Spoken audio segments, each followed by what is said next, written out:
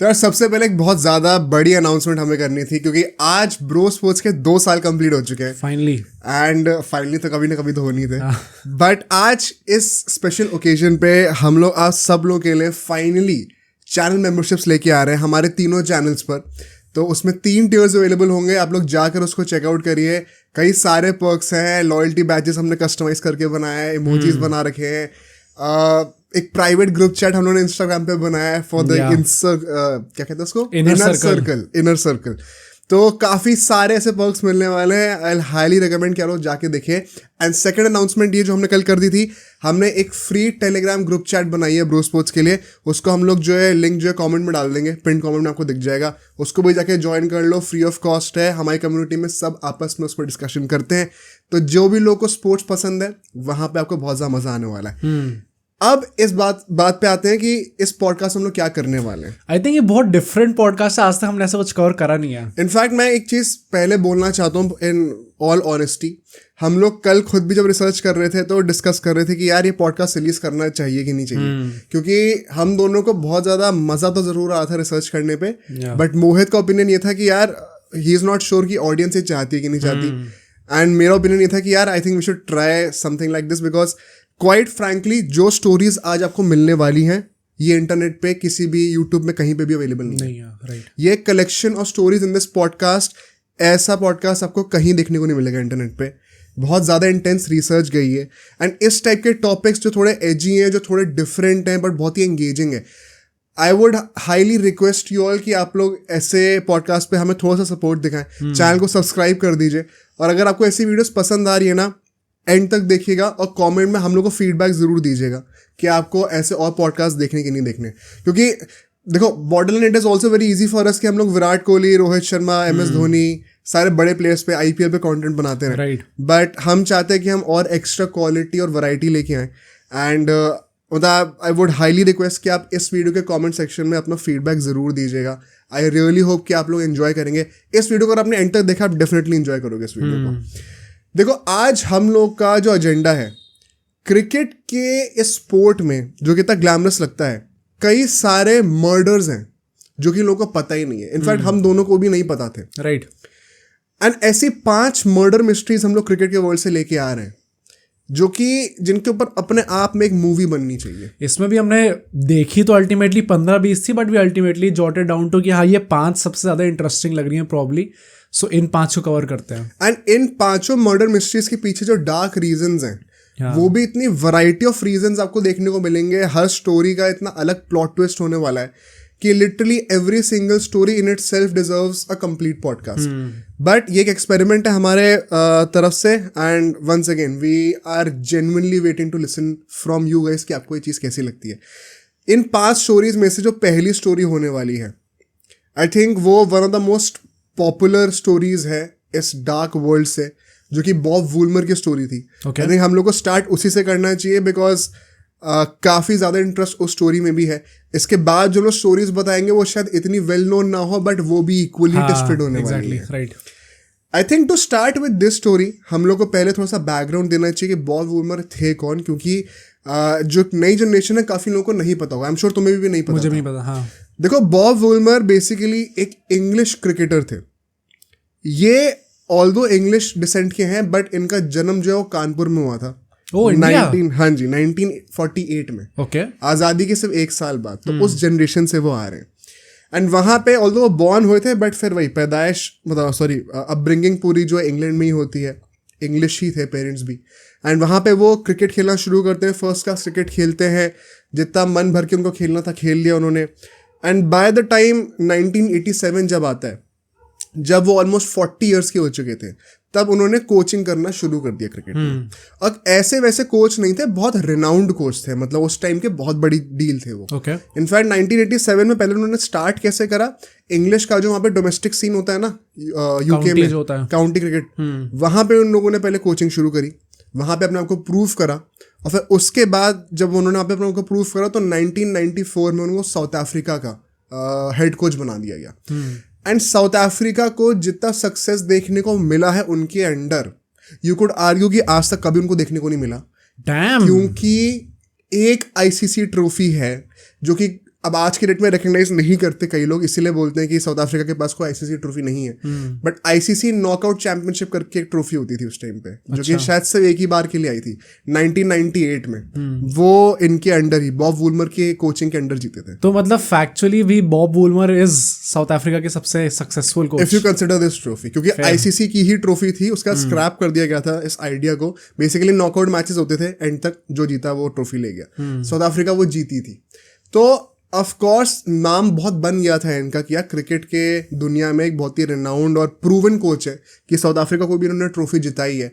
And so इसके चलते हुए पाकिस्तान ने इनको अप्रोच करा, एंड 1998 में, इनफैक्ट 2004 में इनको पाकिस्तान का हेड कोच बनाया गया। और पाकिस्तान भी इनके अंडर 2004 से 2006 तक बहुत अच्छा करती है। इंडिया को हराते हैं लोग एक टेस्ट सीरीज में, बहुत ही आइकॉनिक टेस्ट सीरीज थी वो। इंग्लैंड को, जो कि एशेस को एकदम तोड़ के आई थी उस टाइम पे, उनको ओडीआईज में हरा देते हैं। तो they were rising up the ranks. Pakistan को एक तगड़ी वो डील बना रहे थे, जो कि वो अर्ली 70s 80s में हुआ करते थे एक टाइम पे। दिस वाज इन 2004 से 2006। ओके मतलब in the duration of this 2 years Pakistan को उन्होंने एक बहुत अच्छी टीम में बदल दिया था। एंड उस टाइम पे इनकी जनरेशन ऑफ प्लेयर्स भी अच्छे आ रहे थे। शोएब अख्तर थे, मोहम्मद आसिफ थे, इंजमामुल हक थे, तो बड़े बड़े नाम एग्जिस्ट करते थे। इसके चलते हुए क्या हुआ, जब ये 2 साल अच्छे हुए तो 2007 में ओडीआई वर्ल्ड कप था। जो ओडीआई वर्ल्ड कप हम सब इंडियंस को याद होगा, जब हम ग्रुप स्टेज में बाहर होते बांग्लादेश से हार के। वो वर्ल्ड कप हम लोग को लगता है कि हमारे लिए बेकार था, पर पाकिस्तान के लिए इट वॉज मच वर्स। और वो क्यों, अब हम उसके ऊपर आते हैं। क्योंकि जब चीज़ें इतनी अच्छी चल रही हैं ना, एकदम से क्या होता है, शोएब अख्तर और मोहम्मद आसिफ को इंजरी हो जाती है, अब वो खेल नहीं पा रहे। इंजमामुल हक उस टाइम पे he was closing in on his retirement. तो ऐसा था कि वो कैप्टन थे, एंड एक ऐसी वाइब थी कि यार चलो टीम थोड़ी सी अभी डिप्लीट हो गई है इंजरीज की वजह से, लेकिन इस बंदे का जो हमारा लेजेंड है, इसका लास्ट वर्ल्ड कप है, कप्तान है, ये जिता के लेके जाएगा। एक वो पॉजिटिव वाइब क्रिएट करने की कोशिश करी जा रही थी। एंड पिछले 1-2 साल में रिजल्ट्स भी अच्छे थे बॉब वुलमर के under, and Bob Woolmer overall एक बहुत ही अच्छी वाइब भी लेके आ रहे थे ड्रेसिंग रूम में। अब यहाँ पे फॉर्मेट क्या था वर्ल्ड कप का उस टाइम पे, आपको 3 ग्रुप स्टेज के मैचेस खेलने होते थे, उसमें से 2 जीतने थे, उसके बाद सुपर 8s में जाते थे। ओडीआई वर्ल्ड कप का उस टाइम पे था। आज की डेट में क्या है, राउंड रॉबिन फॉर्मेट हो चुका है। एंड पाकिस्तान के मैचेस वर रिलेटिवली वेरी इजी, क्योंकि एक टीम थी वेस्ट इंडीज, जो कि उस टाइम पे इतने अच्छे फॉर्म में थी नहीं, फिर आयरलैंड थी और फिर जिम्बाब्वे थी। तो आप 2 मैचेस तो एक्सपेक्ट करोगे ही जीतेंगे, स्पेशली जब बॉब वुलमर आपके कोच हैं। तो सरप्राइजिंगली पहला मैच आता है वेस्ट इंडीज से, और पाकिस्तान पिट जाती है बुरी तरीके से पिटती है। एंड सब लोग कहेंगे कि चलो अच्छा, ये एक लॉ ऑफ एवरेजेस वाला सीन भी हो सकता है, कोई बात नहीं, बॉब वुलमर कम बैक करवाएंगे। But all hell broke loose जब अगला मैच था आयरलैंड से, और वो आयरलैंड से भी हार जाते हैं।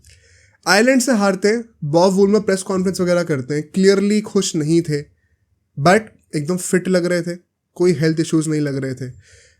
He was of course positive in his mind कि नहीं भाई, अभी यहाँ पे हार गया तो कोई बात नहीं, बचा हो तो एक मैच है, हम बाहर हो गए होंगे वर्ल्ड कप से, लेकिन मैं अपनी लेगेसी से डिस्ट्रॉय थोड़ी होने दूंगा। क्लियरली ही वॉज अनहैप्पी, बट ऐसे अनहैप्पी नहीं कि कुछ अनहोनी हो जाए। माइंडसेट करेक्ट था। And then what happens, Ireland से ये लोग हारे। अगले दिन सुबह बॉब वुलमर जो है अपने कमरे से बाहर ही नहीं निकल रहा, ठीक है। होटल स्टाफ ने 2-3 बार घंटी बजाई, कोई रिस्पॉन्स नहीं आ रहा। लोग सोच रहे हैं चलो सो रहा होगा, थोड़ा सा मूड खराब होगा, मैचेस 2 हार गए हैं पाकिस्तान से, इतना बुरे एक्सपेक्टेशंस नहीं थी। फैंस तो सोचे थे पाकिस्तान के कि हम सीधा सुपर 8 तो जाएंगे ही जाएंगे। कोई रिस्पॉन्स नहीं आया, 2-3 घंटे निकल गए सुबह के, ठीक है। At the same time room के बाहर तक अब उल्टी की बदबू आने लग गई बहुत ज़्यादा। तो जो वहाँ की होटल स्टाफ थी, उन्होंने सोचा यार कुछ थोड़ा गड़बड़ हो रहा है, सही नहीं लग रही चीज़, इतनी स्मेल भी कैसे रहेगा, बाहर तक स्मेल आ रही तो रूम के अंदर कितनी स्मेल होगी। तो क्या होता है ना, होटल रूम की एक चाबी तो जो रूम में रह रहा है उसके पास है, और एक होटल स्टाफ के पास भी होती है। तो उन्होंने वो होटल स्टाफ की चाबी यूज़ करके रूम को खोला। रूम में कोई है नहीं, रूम खाली पड़ा हुआ है, पूरा बेड खाली है। वो लोग गए बाथरूम के अंदर, और भाई बाथरूम में देखा वो पेट के बल लेटा हुआ है सामने, अनकॉन्शियस है, उल्टी पड़ी हुई है और खून पड़ा हुआ है। अपेरेंटली ब्लड की वॉमिट्स थे, एंड वो अनकॉन्शियस पड़े हुए थे। ऐसा लग रहा था कि अब डेथ होने वाली है। होटल स्टाफ फ्रीक आउट कर गई एकदम से कि भाई अब हम क्या करें, ये कहाँ से, किसने एक्सपेक्ट किया था। अभी यहाँ पे वर्ल्ड कप चल रहा है, उसकी 100 सरदर्दी है उसको मैनेज करने की, एकदम से यहाँ पे किसी की डेथ होने वाली है। तुरंत उस इंसान को लेके जाया जाता है क्लोजेस्ट हॉस्पिटल में, कोशिश करी जाती है रिवाइव करने की, बट बाय दैट टाइम वो ऑलरेडी उनकी डेथ हो चुकी थी। अपेरेंटली ऐसा बोलते हैं कि ग्रेग चैपल जो कि उस टाइम पे इंडिया के कोच भी थे, जब उनको भी ये न्यूज़ पता चली थी तो भाई उनकी भी हालत ख़राब हो गई थी। ओह, क्योंकि इंडिया की भी गंदी परफॉर्मेंस थी। अब ये नहीं पता कि क्या रीज़न है, अभी हम लोग कॉन्स्पिरेसीज अनकवर करेंगे तो शायद थोड़ा आइडिया लगेगा हमें। एंड इन जनरल सब लोगों की हवा ख़राब हो रही थी, क्योंकि तुम ऐसे सोचो, तुम आज की डेट में सोचो 2023 का वर्ल्ड कप चल रहा है इंडिया के अंदर, नॉर्मल मैचेस चल रहे हैं, एकदम अचानक से न्यूज़ आती है किसी टीम का कोई कोच मर गया, और मरा नॉर्मल तरीके से नहीं निकला, पेट के बल गिरा हुआ है, खून की उल्टी हो रखी है, अजीब सा माहौल हो रखा है, ऑफ कोर्स शक जाएगा कि कोई मर्डर हुआ है। ऐसी सिचुएशन में वर्ल्ड कप पे कौन कैसे ही ध्यान देगा और कौन कैसे ही एक नॉर्मल मेंटल स्टेट पे खेल पाएगा। ऑल्सो कंसिडरिंग द फैक्ट कि बॉल मूवर कितने ज्यादा रिनाउंड कोच थे। एग्जैक्टली। अब इसमें क्या होता है भाई, वहां पर इसके चलते हुए होटल स्टाफ क्या करती है, पुलिस को बुलाती है। पुलिस जो है जिस फ्लोर पर उनका रूम नंबर था बॉब वुलमर का, वो पूरा फ्लोर सील कर देती है, रूम को सील कर देते हैं, और बॉब वुलमर की बॉडी पे ऑटोप्सी चल रही होती है। ऑटोप्सी का मतलब जो डेड बॉडी है उसको स्टडी करा जा रहा होता है कि क्या रीजन ऑफ डेथ हो सकता है। Right. On the other hand अब वहां पे पाकिस्तान की टीम पूरी शैटर्ड है भाई, क्योंकि आपका कोच एकदम से ऐसे मर गया है जो कि अपेरेंटली इतना अच्छा था, प्लेयर्स के साथ जिलब होता था, तो यार आप सही मेंटल स्टेट में नहीं होगा खेलने लायक। उसके बावजूद पाकिस्तान जो है वो अपना आखिरी मैच जिम्बाब्वे के अगेंस्ट बहुत धोकर जीतती है, 90-95 रन से जीतती है, कुछ ऐसा होता है। एंड तब क्या निकल के आती है, जैसे वो लोग जीते उसी दिन निकल के रिपोर्ट आ रही है पुलिस के आसपास कि ये एक नेचुरल कॉज ऑफ डेथ नहीं लग रहा। पहले लोगों को लगा था हार्ट अटैक हो गया होगा शायद, हार्ट अटैक नहीं लग रहा, इनका गला दबा के इनको मारा गया, ओके, स्ट्रैंगल करके मारा गया। अब यहां से भाई बातें और सीरियस हो गई कि ये फिर क्लियर कट एक मर्डर का केस होने वाला है, और गला दबा के मारा तो क्यों मारा, किसने मारा, उसको एंट्री कैसे मिली रूम के अंदर, होटल के अंदर कैसे एंट्री मिल गई, ये लैप्स ऑफ सिक्योरिटी कैसे हुआ। तो अब इसके बाद क्या होता है, यहाँ पे पुलिस जो है वो और इन्वेस्टिगेशन करती है। अब पुलिस इतनी ज़्यादा बेवकूफ़ थी वहाँ पर, आपको जब भी कोई ऐसा क्राइम सीन देखने को मिलता है, आपका पहला ड्यूटी होता है कि आप तुरंत के तुरंत सारी चीज़ें सील करो, किसी को एंटर मत करने दो, ताकि एविडेंस जैसे के जैसे हैं वैसे के वैसे ही रहें। राइट। इन लोगों ने 3-4 दिन लगा दिए काम करने में, जो मैंने कहा ना कि होटल का पूरा फ्लोर सील कर दिया था। उन 3-4 दिनों में पाकिस्तान की टीम के कई सारे प्लेयर्स उस रूम से अंदर बाहर हुए, और उन्होंने देखा कि भाई देखने के लिए कि क्या हुआ है, कैसे हुआ है। उनको परमिशन दी किसने अंदर जाने की? आई थिंक ये तो बहुत क्लियर है कि बहुत ऑब्वियस चीज़ है ये। जब भी कोई ऐसा क्राइम सीन होता है तो फर्स्ट ऑफ ऑल वो जो टेप्स आपको दिखते हैं हमेशा, वो हर बार यही तो होता है कि ताकि कोई अंदर ना आ सके, वो सील कर दिया जाता है। बट द फैक्ट कि ये चीज़ हुई, एक तो ये 2007 का वर्ल्ड कप था कहाँ पे, ये वेस्ट इंडीज़ में ही था। वेस्ट इंडीज़ में ही था। बड़ी अजीब है क्योंकि वहाँ की भी पुलिस अगर इनसाइड जॉब होती तो आप सोचते कि चलो पाकिस्तान में ये तो हो सकता है कि अंदर ही कुछ ना कुछ हो रहा हो, बट वेस्ट इंडीज़ की पुलिस वहाँ पे उन्होंने भी like they fail to acknowledge this very basic sense जो कि पुलिस के पास होना चाहिए। That is quite surprising. और इसके बाद क्या होता है, ये जब इन्वेस्टिगेशन चल रही होती है, इसी इन्वेस्टिगेशन के दौरान जो वहाँ की पुलिस थी उनके हाथ लगती है एक सीसीटीवी फुटेज। रूम के अंदर तो कैमरा हो नहीं सकते, हाँ। तो आप रूम के अंदर क्या है वो पता लगा नहीं सकते ऐसे, पर जिस फ्लोर पे वो रूम था उनकी लॉबी के उस अंदर तो कैमराज होते हैं। उनको उस रात की एक सीसीटीवी फुटेज मिली जिस रात को अल्टीमेटली ये सब हुआ होगा। एंड उन्होंने देखा था उस सीसीटीवी फुटेज में कमरान अकमल जो विकेट कीपर है वो वहाँ पे पाए गए थे लॉबी में, और मुश्ताक अहमद जो कि उनके असिस्टेंट कोच थे उनको देखा गया था वहाँ पर। अब उन दोनों को बुलाया गया, दोनों की इन्वेस्टिगेशन हुई, दोनों ने बहुत ही कन्वीनियंट आंसर्स दिए, और आंसर्स ऐसे थे ना जो कि मतलब इतने ऑब्वियस है कि आप कुछ कह नहीं सकते। मैं किस मुंह से मना कर कह दूं कि ये झूठ बोल रहा है, क्योंकि बहुत ऑब्वियस आंसर्स हैं, पर इतने ज़्यादा ऑब्वियस है कि लग रहा है कि अच्छा क्या सही में ये रीज़न था। कमरान अकमल कहते हैं कि यार इस होटल का जो पूरा वाईफाई वगैरह का सेटअप है इंटरनेट का, वो मेजरली उसी फ्लोर पे था, तो हम सारे Pakistani players from time to time वहाँ पे जाते रहते थे, क्योंकि हम लोग का वाईफाई कनेक्शन चाहिए होता था भाई, इंटरनेट का वहाँ पे स्पीड अच्छी आती थी। तो ये मैं नहीं है, हर कोई जाता था वहाँ पर, और मैं अंदर थोड़ी गया हूँ रूम के वैसे भी, तो मैं तो सिर्फ नेट यूज़ करने के लिए गया था। मुश्ताक अहमद कह देते हैं भाई मैं असिस्टेंट कोच हूँ, मैं उस फ्लोर पे उस टाइम पे किसी प्लेयर के रूम में जाने के लिए आया था कुछ स्ट्रैटेजी डिस्कस करने के लिए, क्योंकि उस फ्लोर पे और भी प्लेयर्स रह रहे थे, सिर्फ बॉब वुलमर थोड़ी रह रहा था। तो मैं वन ऑफ द प्लेयर्स से मिलने गया था वहाँ पे अगले मैच की स्ट्रैटेजी डिस्कस करने के लिए। अब ऐसे में पुलिस क्या कर सकती है? आई थिंक तो वो चीज़ है ना कि प्लस अगर दरवाजे के जस्ट बाहर सीसीटीवी कैमरा ना हो जिससे आप पता लगा सको ओवरनाइट कि कौन अंदर गया था, कितने बजे अंदर गया था, तो अब भाई लॉबी पे तो बहुत सारे लोग होंगे, एंड जो अभी तक जो रीजंस दिए आई डोंट थिंक कि कुछ बहुत ज़्यादा आउटलैंडिश लग रहे हैं सोचने में कि भाई ये तो नहीं एकदम ही सस्पिशियस सा है। वही प्रॉब्लम है, ये रीजंस इतने ज़्यादा सिंपल हैं कि दो थॉट्स आते हैं दिमाग में कि हाँ भाई यही होगा, और दूसरा इतना सिंपल इतना ऑब्वियस है क्या? तो पुलिस भी ऐसे डबल माइंडेड उसमें थी, एंड अल्टीमेटली इसके बाद क्या होता, क्योंकि इससे आप कुछ कंक्लूसिवली निकाल नहीं सकते, तो the same police same investigation जो कि कह रही थी कि हमें हार्ट अटैक नहीं लग रहा है, ये गला दबा कर मारा गया है, वो सेम इन्वेस्टिगेशन और सेम पुलिस कुछ दिन बाद बोल देती है कि ये नेचुरल कॉज ऑफ डेथ है, और केस को तुरंत बंद कर दिया गया। ओके आज तक इस केस का कोई रिजल्ट नहीं निकला है कि किसने उनको मारा, कैसे मारा, क्या रीजन था डेथ का, क्योंकि पुलिस ने वो केस एकदम ही शट कर दिया। सेम पुलिस जो कि कुछ दिन पहले कह रही थी कि गला दबा के मारा गया। ये क्यों होगा? राइट अब आते हैं हम लोग कॉन्स्पिरेसी थ्योरीज पे। Do you have any guesses? See अब जितना सोचा है जितना सुना है उसके अकॉर्डिंग तो देखने में ये लग रहा है कि it is probably an inside job, क्योंकि अगर पहले उन लोगों ने बोल दिया कि गला दबा के मारा गया है, तो अब आप एकदम से आके तो नहीं बोल सकते कि नहीं भाई ये तो सुसाइड ही था, नेचुरल कॉज ऑफ, या सुसाइड था या नेचुरल कॉज ऑफ डेथ था। तो जो दो लोग थे, probably the wicket keeper and the assistant coach, may be उनका कुछ हो सकता है हाथों इसके अंदर। सबसे पहले तो मैं एक्सप्लेन करता हूँ कि पुलिस ने एकदम से केस बंद क्यों करा। ऐसा बोलते हैं कि वेस्ट इंडीज की जो पूरी वैसे भी इकोनॉमी है, it's a collection of islands. West Indies कोई कंट्री नहीं है, कई सारे आइलैंड्स उनके कलेक्शन को बोलते हैं।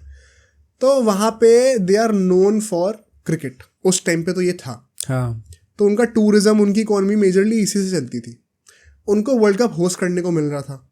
अगर उनके होस्टिंग के अंडर किसी ऐसे हाई प्रोफाइल कोच की डेथ हो जाए तो क्या उनको आइंदा कोई आएगा उस कंट्री में? क्या आईसीसी बोलेगी वहाँ पे होस्ट करने को? तो नाम बहुत ख़राब हो जाता उनका, और उनके सर्वाइवल पे बात आ जाती। तो इसलिए पुलिस ने अचानक ही केस को बंद कर दिया, बोल के कि ये नेचुरल कॉज ऑफ डेथ है, इसमें हमारी कोई गलती नहीं है, सिक्योरिटी का कोई इशू नहीं है। तो वेस्ट इंडीज़ ने अपनी लाज बचाने के लिए, ऐसा बोला जाता है, कि ये काम करा। अब ये बात हो गई वेस्ट इंडीज़ के पुलिस का क्या एंगल था यहाँ पर। उनके मोटिव्स हमें क्लियरली समझ में आ गए, पर इसका मतलब ये थोड़ी कि उनकी जो डेथ हुई है वो नेचुरल कॉजेज से ही हुई है, उसका तो कोई प्रूफ नहीं है। यहाँ पे बहुत 3-4 शॉकिंग कॉन्स्पिरेसीज हैं जो कि हम लोग कवर करते हैं। पहली कॉन्स्पिरेसी ये है कि बॉब वुलमर, देखो पाकिस्तान के कोच हैं, पाकिस्तान में मैच फिक्सिंग हमेशा से रही है। ऐसा बोलते हैं कि उस टाइम पे वो एक बुक लिख रहे थे, विच वॉज कन्फर्म्ड लेटर कि वो बुक लिख रहे थे उस टाइम पे, और वो बहुत जल्द रिलीज होने वाली थी। एंड वो बोलते हैं कि उन्होंने काफ़ी कुछ मैच फिक्सिंग का डिकोड कर लिया था वहाँ पर, एंड वो उस बुक में एक्सपोज करने वाले थे पूरे सिंडिकेट को, इंक्लूडिंग द प्लेयर्स, हो सकता है। एंड इसके चलते हुए, क्योंकि उन प्लेयर्स और उन सिंडिकेट का जो गैंग है, जो गैंगस्टर्स हैं, उनका नाम पब्लिकली एक्सपोज ना हो, तो एक इनसाइड जॉब के द्वारा उनको मार दिया गया। ये पहला कॉन्स्पिरेसी थ्योरी है जो कि बहुत पॉपुलर है, एंड काफ़ी लोग मानते हैं इसको। ऑल्दो जो लोग इसमें बिलीव नहीं करते वो ये सिंपली कह देते हैं कि नहीं यार ऐसा कुछ नहीं है, वो एक्चुअली में बुक अपने पर्सनल क्रिकेटिंग एक्सपीरियंस के बारे में लिख रहे थे, तो उसमें मैच फिक्सिंग का कोई लेना देना नहीं है। पर इसी से एसोसिएटेड एक सेकेंड कॉन्स्पिरेसी भी है, जिसमें कहते हैं कि पाकिस्तान की टीम जो कि इतना अच्छा कर रही थी, ऑल्दो इंजरीज थी लेकिन फिर भी एक बहुत ही अच्छी टीम थी उस टाइम पे, वो अचानक से वेस्ट इंडीज से समझ में आ गया आयरलैंड से कैसे हार गई। ऐसा बोला जाता है कि आयरलैंड से लोग जानबूझ के हारे थे फिक्सिंग की वजह से। अच्छा, और ये पता चल गया था। एंड बॉब वुलमर को ये चीज पता चल गई थी ओ, कि भाई मैं यहाँ पे अपनी पूरी जान लगा के मेहनत कर रहा हूँ और तुम मेरे पीठ पीछे फिक्सिंग कर रहे हो, ये चीज मैं एक्सपोज करूंगा अभी।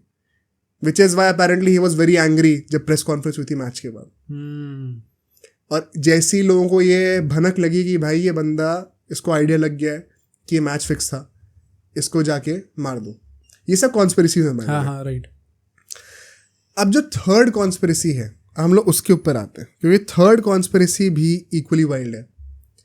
हांसी क्रोनिया की बात हम लोग कर रहे हैं, अभी हांसी क्रोनिया की स्टोरी आएगी। हांसी क्रोनिया जिनको नहीं पता है, वो हाईली रिकमेंड हमारा मैच फिक्सिंग का जो पॉडकास्ट था उसको जाके देखें। इंडियन क्रिकेट के ऊपर जो था, इंडियन क्रिकेट में जो सबसे बड़ा फिक्सिंग स्कैंडल है वो एक्चुअली में साल 2000 में हुआ था, जब इंडिया साउथ अफ्रीका का एक सीरीज थी। उसमें साउथ अफ्रीका के कैप्टन थे हांसी क्रोनिया, राइट। उस टाइम पर साउथ अफ्रीका का कोच था बॉब वुलमर।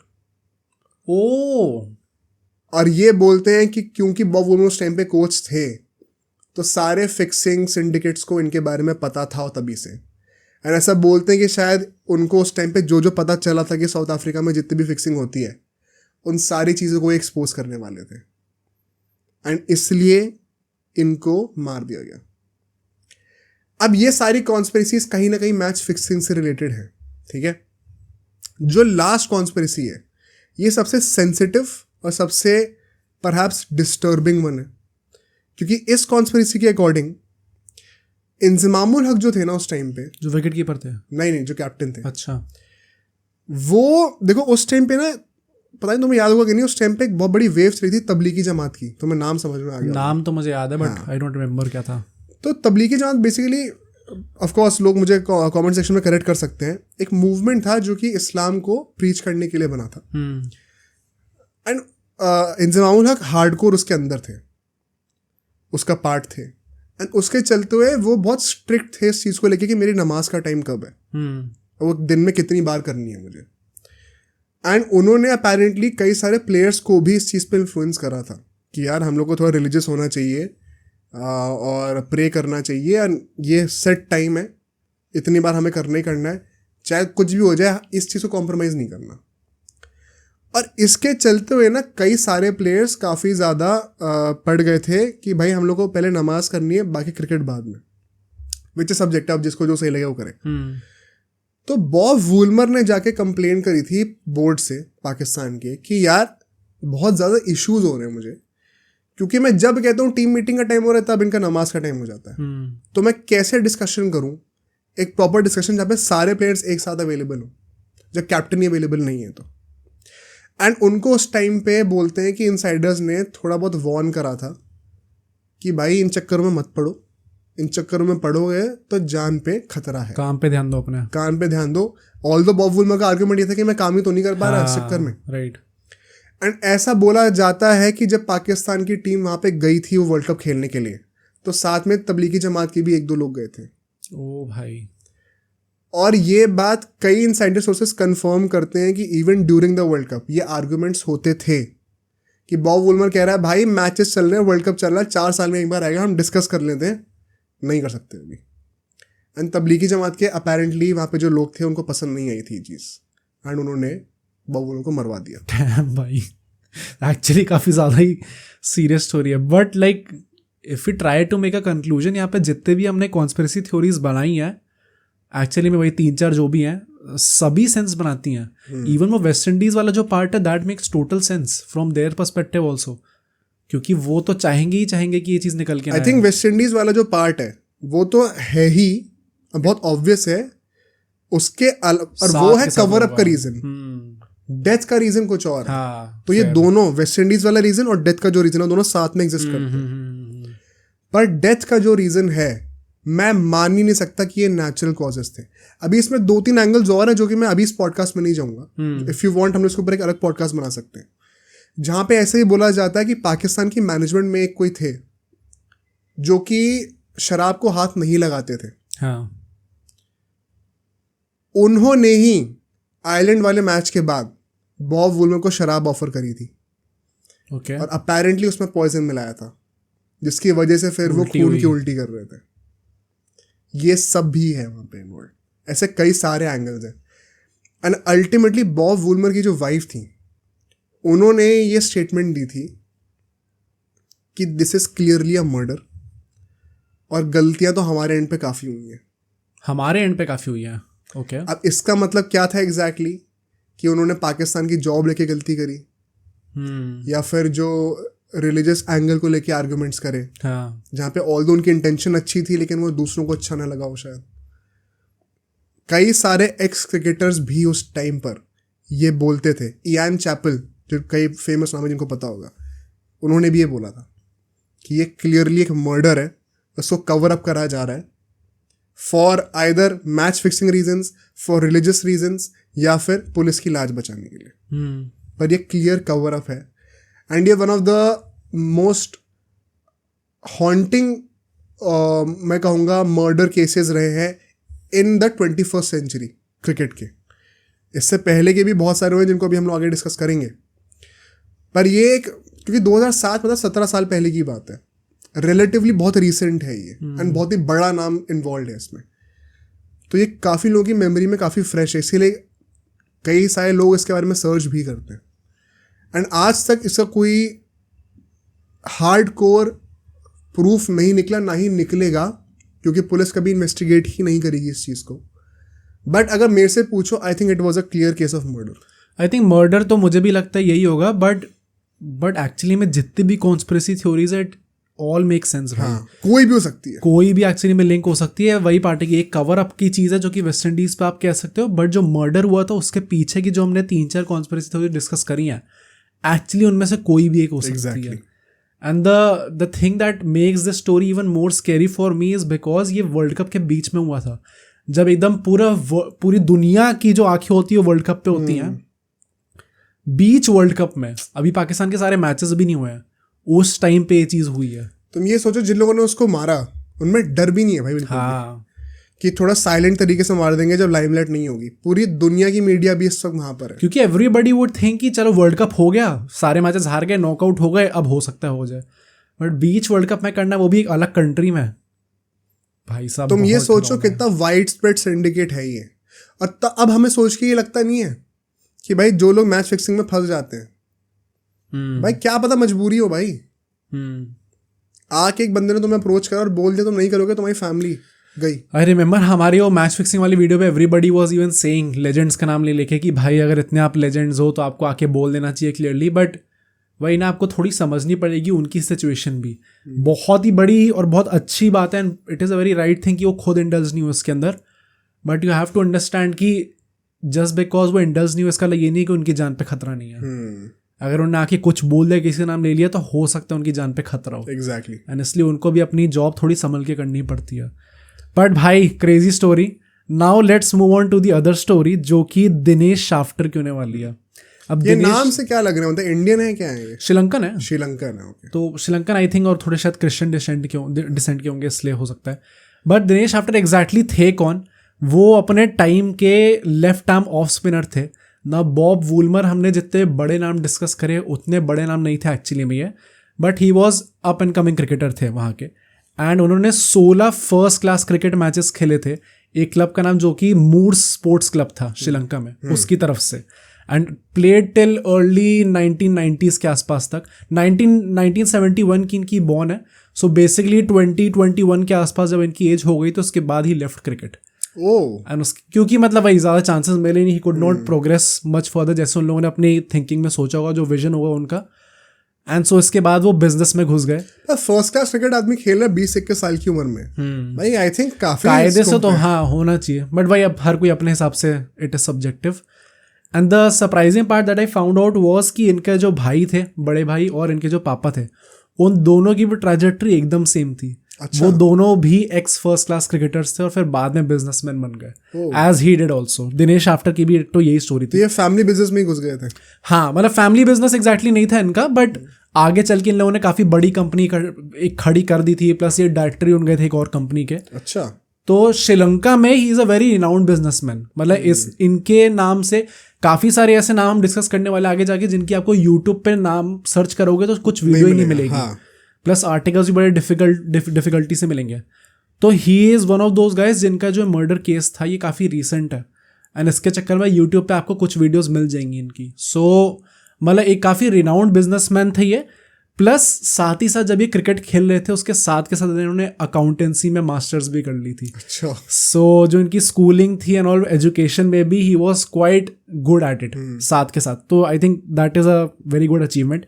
आगे चल के एज आई सेड की काफ़ी रिनाउंड बिजनेसमैन बनते हैं और जनशक्ति इंश्योरेंस ग्रुप श्रीलंका में बहुत बड़ी कंपनी है ये, उसके डायरेक्टर भी बन जाते हैं.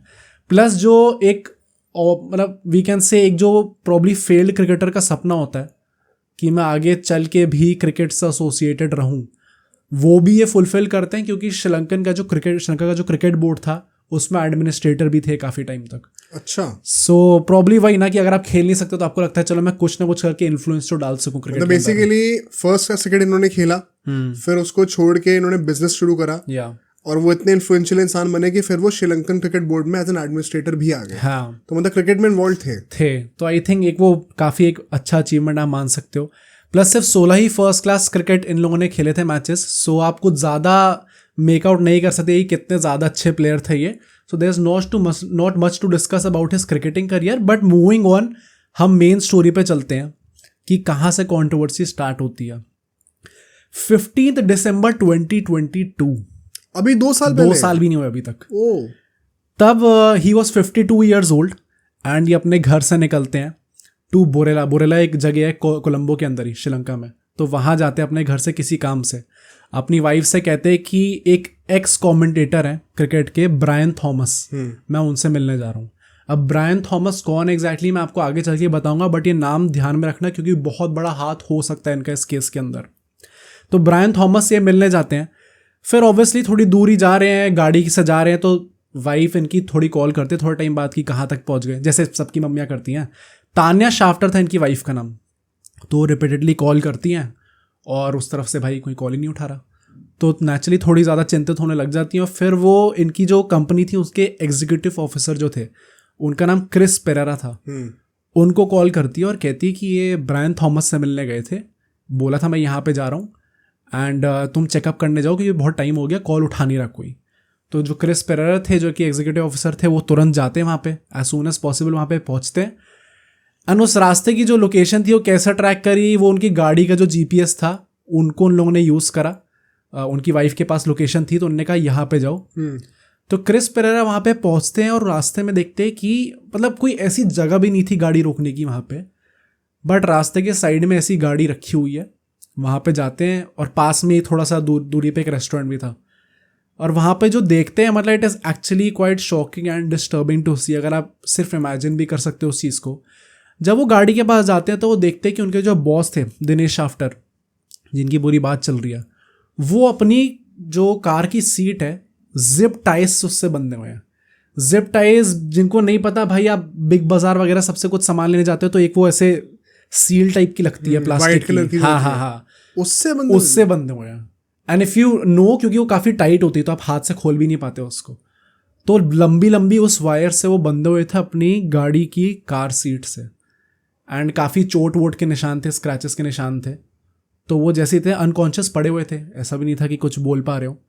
तो वो जैसे ही देखते हैं क्रिस पेरेरा उस चीज़ को, वो तुरंत उन्हें अनटाई करने की कोशिश करते हैं और हॉस्पिटल लेके जाते हैं. और जब तक वो हॉस्पिटल पहुंचते हैं तब तक वहाँ पे उनकी डेथ हो चुकी होती है. सो जस्ट टू इमेजिन कि कोई बंदा इस स्टेट में किसी को मिल सकता है, वो सोच के भी थोड़ी ज़्यादा डिस्टर्बिंग चीज़ लगती है. फैमिली वाले भी क्या सोच रहे होंगे कि मतलब अभी काम से गया इंसान, अभी निकला है और कुछ कॉल नहीं उठा रहा, तो मतलब कहीं साइड में उनकी डेड बॉडी पड़ी हुई है. वो भी इस हालत में बहुत शॉकिंग है. क्लियरली नेचुरल डेथ तो नहीं है. बट भाई अब कंट्रोवर्सी स्टार्ट कहाँ से होती है उस पर आते हैं. क्योंकि इनकी जो पहली इनिशियल पोस्टमार्टम रिपोर्ट जो होती है, जो कि उस टाइम पे जो जुडिशियल मेडिकल ऑफिसर थे राहुल हक, उनने बनाई थी, जिनको बाद में सस्पेंड भी कर दिया जाता है इसके चक्कर में. उन्होंने अपनी इनिशियल पोस्टमार्टम रिपोर्ट से डिक्लेयर कर दिया कि भाई ये सुसाइड है. अब ये कैसे सुसाइड हो भी सकता है मैं ये भी नहीं सोच सकता, क्योंकि मतलब भाई जिप टाइज से आदमी बंदा है, how can this be a suicide. पर वो उन्हें चोट लगी हुई है, खुद को मार रहे हैं. हाँ, उन्हें सुसाइड डिक्लेयर कर देता है. उसके बाद उनकी जो फैमिली होती है नेचुरली केस तुरंत कोर्ट के पास लेके जाती है. एंड जो कोर्ट होता है वो CID को वो केस दे देती है. CID क्रिमिनल इन्वेस्टिगेशन डिपार्टमेंट जो होता है, वो अपना ये वाला नहीं TV वाला. तो उनको ये दे देती है उसके बाद जो इनने जो लॉयर हायर करा था शाफ्टर की जो पूरी फैमिली थी, उनने कोर्ट के सामने कुछ चीज़ें ऐसी बोली जिसमें क्लियरली ये चीज़ पता चलती है कि भाई this can't be a suicide. पहली बात तो कहते हैं कि जो पोस्टमार्टम वाइफ ने जो हायर करा होगा। हाँ, पहली बात तो जो लॉयर कहते हैं कि जो पोस्टमार्टम रिपोर्ट इनने निकाली राहुल हक ने, वो इतनी ज़्यादा कॉन्ट्रडिक्टिंग है क्योंकि 2 रिपोर्ट निकली थी। पहली रिपोर्ट में ये लिखा था कि स्ट्रैंगुलेशन से उनकी डेथ हुई है। अब सेकंड रिपोर्ट में लिखा था कि स्ट्रैंगुलेशन तो हुआ ही हुआ है, बट सायनाइड कहते हैं या पता नहीं क्या प्रोनाउंसिएशन होती है, सायनाइड के इंटॉक्सिकेशन था उनकी बॉडी के अंदर। सायनाइड इज अ केमिकल, तो उसका जहर की तरह काम करता है। हाँ, उसका इंटॉक्सिकेशन था, इसके चक्कर में उनकी डेथ हुई है। तो ये दोनों रिपोर्ट खुद में इतनी ज़्यादा कॉन्ट्रडिक्टिंग है एंड इसको वो प्रेजेंट करते हैं कि ये चीज़ कैसे सही हो सकती है। सेकेंडली वो एक चीज़ और बताते हैं कि उनकी जो पूरा फेस है उस पर स्क्रैच मार्क्स पड़े हुए हैं, मुंह पे पूरे निशान है चोट के, उनके जो गला है उसमें पूरे रेडिश मार्क्स हो रखे हैं। तो भाई आप किस मुंह से ये एक्चुअली में कह सकते हो कि सुसाइड हो भी सकता है। थर्ड चीज़, एक और जो चीज़ मेंशन करी जाती है वो ये होती है कि शाफ्टर की जो डेड बॉडी थी, उनकी जो फिंगर टिप्स थी वो पिंक हो रखी थी। अब पिंक बेसिकली कब होती है, जब आप सायनाइड का जब आप काफ़ी ले लेते हो अमाउंट तो पिंक होने स्टार्ट हो जाती है बॉडी। अच्छा, बॉडी पूरी बॉडी होती है, पर सिर्फ फिंगर टिप्स नहीं होती। एंड अपेरेंटली ऐसा है कि अगर आप थोड़ा सा भी अमाउंट ले लेते हो ना तो भी आपकी बॉडी पिंक होना स्टार्ट हो जाती है, पर यहाँ पे सिर्फ फिंगर टिप्स की थी। तो आप ये तो नहीं कह सकते, हो सकते लो साइनाइड हो बॉडी के अंदर, बट आप ये नहीं कह सकते कि इसकी वजह से डेथ हुई है। तो आई थिंक ये काफ़ी सरप्राइजिंग पॉइंट था एंड काफ़ी इंटरेस्टिंग था क्योंकि ऑब्वियसली कुछ नई चीज़ देखने को मिल रही है यहाँ पे। सो इसके चक्कर में क्लियरली ये चीज़ तो वो बोल देते हैं कि भाई आपको ज़बरदस्ती में कंक्लूजन पे जंप करने की ज़रूरत नहीं है, अपना पूरा टाइम लो, क्योंकि पहली बात तो बहुत बड़े बिजनेसमैन की डेथ हुई है, प्लस पूरी फैमिली इन्वॉल्व है भाई। अगर बाई चांस ये केस सही तरीके से सॉल्व नहीं होता तो वो पूरी फैमिली फॉर लाइफ स्कार्ड है। कुछ पता ही नहीं चलेगा उन्हें एग्जैक्टली क्या हुआ। तो लॉयर वही अर्ज करते हैं कोर्ट से कि भाई don't jump to conclusions and पूरा टाइम लेते हैं, इन्वेस्टिगेट करते हैं, उसके बाद इस चीज़ पे बताते हैं कि क्या कंक्लूजन निकला। इसी के चलते 17 फरवरी 2023 लास्ट ईयर, अभी पिछले साल, हाँ, उस पे कोर्ट कहते हैं कि एक 5 मेंबर की कमेटी बनाओ जिसमें स्पेशलिस्ट डॉक्टर्स होंगे और उनसे बोलो कि ये डिटरमाइन करे कि ये सुसाइड था या फिर ये मर्डर था। अब इस कमेटी ने 8 महीने लगाए, काफ़ी सारे पोस्टमार्टम रिपोर्ट्स करी, काफ़ी ज़्यादा ऑटोप्सी रिपोर्ट्स करी, एंड 8 महीने मतलब 31 अक्टूबर 2023, अभी 1 साल भी नहीं हुआ उस चीज़ को। उस टाइम पे ये अपनी फाइंडिंग्स, अभी जब वर्ल्ड कप चल रहा था शायद तब का है ना, ये वर्ल्ड कप कब शुरू हुआ था? 2023 राइट, अक्टूबर में। हाँ, अक्टूबर में स्टार्ट हो गया था तब की बात है एक्चुअली में, if you look at it from that point. 31 अक्टूबर को ये अपनी जो भी फाइंडिंग्स होती है सबमिट करते हैं कोर्ट को। अब इन 5 मेंबर्स में से 4 मेंबर्स तो ये कहते हैं कि जो डेथ हुई है it is because external pressure लगाया गया है फेशियल एरिया पे और नेक एरिया पे। एक्सटर्नल प्रेशर बेसिकली मीन्स कि किसी और ने प्रेशर लगाया, किसी और आदमी ने प्रेशर लगाया, हाँ, so it is clearly a murder. और एक जो मेंबर था वो कहता है ये बहुत ही ज़्यादा कॉम्प्लेक्स सुसाइड है। नाउ देन अगेन भाई आप कैसे सुसाइड कह सकते हो उसको, अब वो वही जाने जिन्होंने ये चीज़ बोली, बट बहुत शॉकिंग लगी मुझे ये चीज़। सो 1 नवंबर 2023 विच मीन्स अगेन भाई कल आप 1 साल हो जाएगा इस चीज़ को। उस टाइम पे अभी तो अक्टूबर चल रहा है। अच्छा हाँ राइट, सॉरी। उस टाइम पे कोर्ट ने ये कंक्लूड करा कि इट इज़ अ डेथ और ये मर्डर हुआ है, ये सुसाइड नहीं हुआ, ये कंक्लूड कर दिया कोर्ट ने। तो कोर्ट ने सीआईडी को बोला कि आप सस्पेक्ट्स अरेस्ट करो और कोर्ट के अंदर उन्हें प्रोड्यूस करो, एंड सीआईडी ने अपना काम करा भी। उन्होंने काफ़ी सस्पेक्ट्स लेके आए इंक्लूडिंग ब्रायन थॉमस जो कमेंटेटर जिससे मिलने गए थे। वो नेचुरली जिससे मिलने जा रहे हो तो उस पर शक जाता ही जाता है, सो उनको भी प्रेजेंट करा गया, बट कुछ कंक्लूसिव एविडेंस या फिर कुछ कंक्लूड वो बात नहीं कर पाए उस चीज़ को लेके। एंड दैट इज़ वाई थोड़ा टाइम से लेके धीरे धीरे केस थोड़ा it became a bit cold, media tension वहाँ से हट गई, कोर्ट प्रोसेस थोड़ा स्लो हो गया। तो इसके चक्कर में ये केस मतलब इतना ज़्यादा लाइमलाइट में आ भी नहीं पाया जितना आना चाहिए था कायदे से। सो एज आई सेड कि सीआईडी ने अपना काम करा बट कुछ कंक्लूजन पे निकला नहीं। अब इसी टाइम पे जो कमेटी बनाई थी कोर्ट ने, उसके एक मेंबर असेला मेंडिस, वो मीडिया में आके ये भी कहते हैं कि it is clearly a murder and there is clear evidence to show कि नॉट जस्ट फेस या नेक एरिया पे बट चेस्ट पे, एब्डोमेन पे, थाइस पे, इस सब जगह पे प्रेशर लगाया गया था. सो अब आप सोच लो कि by chance if you even want to entertain कि सुसाइड हो सकता है, तो एक आदमी अपने आप को मार भी रहा है और फेस पे, चेस्ट पे, गले पे, एब्डोमेन पे, थाइस पे, हाँ मतलब जो विराट कोहली ने कहा था अभी वो हर जगह कैसे प्रेशर लगाएगा अपना. तो उन्होंने क्लियरली आके बोल दिया कि ये सुसाइड ही है. प्लस जो फर्दर मोर और जो ऑटोप्सी रिपोर्ट्स आई थी उसमें ये निकला था कि साइनाइड के जो सैंपल्स थे वो चेस्ट कैविटी के अंदर जो ब्लड होता है उसमें पाए तो गए थे, मतलब लिया है, साइनाइड था, बट वो इतनी ज़्यादा कम क्वांटिटी थी कि आप बोल ही नहीं सकते कि इसके द्वारा इनकी मृत्यु हुई है. तो क्लियरली साइनाइड का कुछ हाथ था नहीं एक्चुअली में इसमें लेना. हो सकता है वो पिंक जो बॉडी पार्ट्स हो रहे हो उसकी वजह से हो रहे हो, बट जो डेथ हुई है वो इसके कारण नहीं हुई. मतलब सुसाइड नहीं है, मतलब साइनाइड हो जाता तो लोग कहते हैं कि अच्छा मतलब खुद मार दिया. हाँ right. And as I said ना कि case it became a bit cold, लोगों को पता नहीं था बाकी कैसे प्रोसीड करें. अब वही होता है ऐसे में जब आपको बहुत ज़्यादा एविडेंस नहीं मिल रहे होते तो ओवर टाइम ऐसा ही होता है हर केस में, वो थोड़ा सड़ने लग जाता है केस.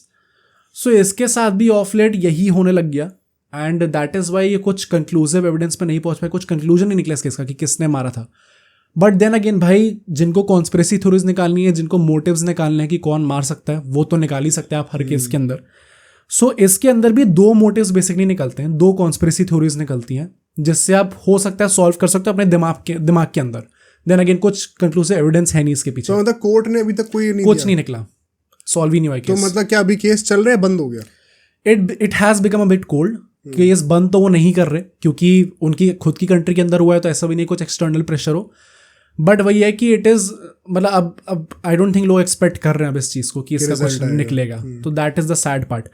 बट जो मोटिव्स की बात करें तो पहली बात तो हम उनके क्रिकेट एडमिनिस्ट्रेशन का जो करियर रहा उनका श्रीलंका बोर्ड में उसकी बात कर सकते हैं, क्योंकि अभी तक कोई मोटिव्स क्लियरली नहीं लग रहे. तो पहला जो वो ये है कि श्रीलंका का जो अगर आप क्रिकेट बोर्ड देखो, अभी वर्ल्ड कप के बाद पूरा रिवैम्प हुआ था. पहली बात तो हमें तब ये चीज़ देखने को मिली. उससे कुछ टाइम पहले पॉलिटिकल अनरेस्ट था पूरी कंट्री के अंदर जब सिविल वॉर वगैरह की बात चल रही थी.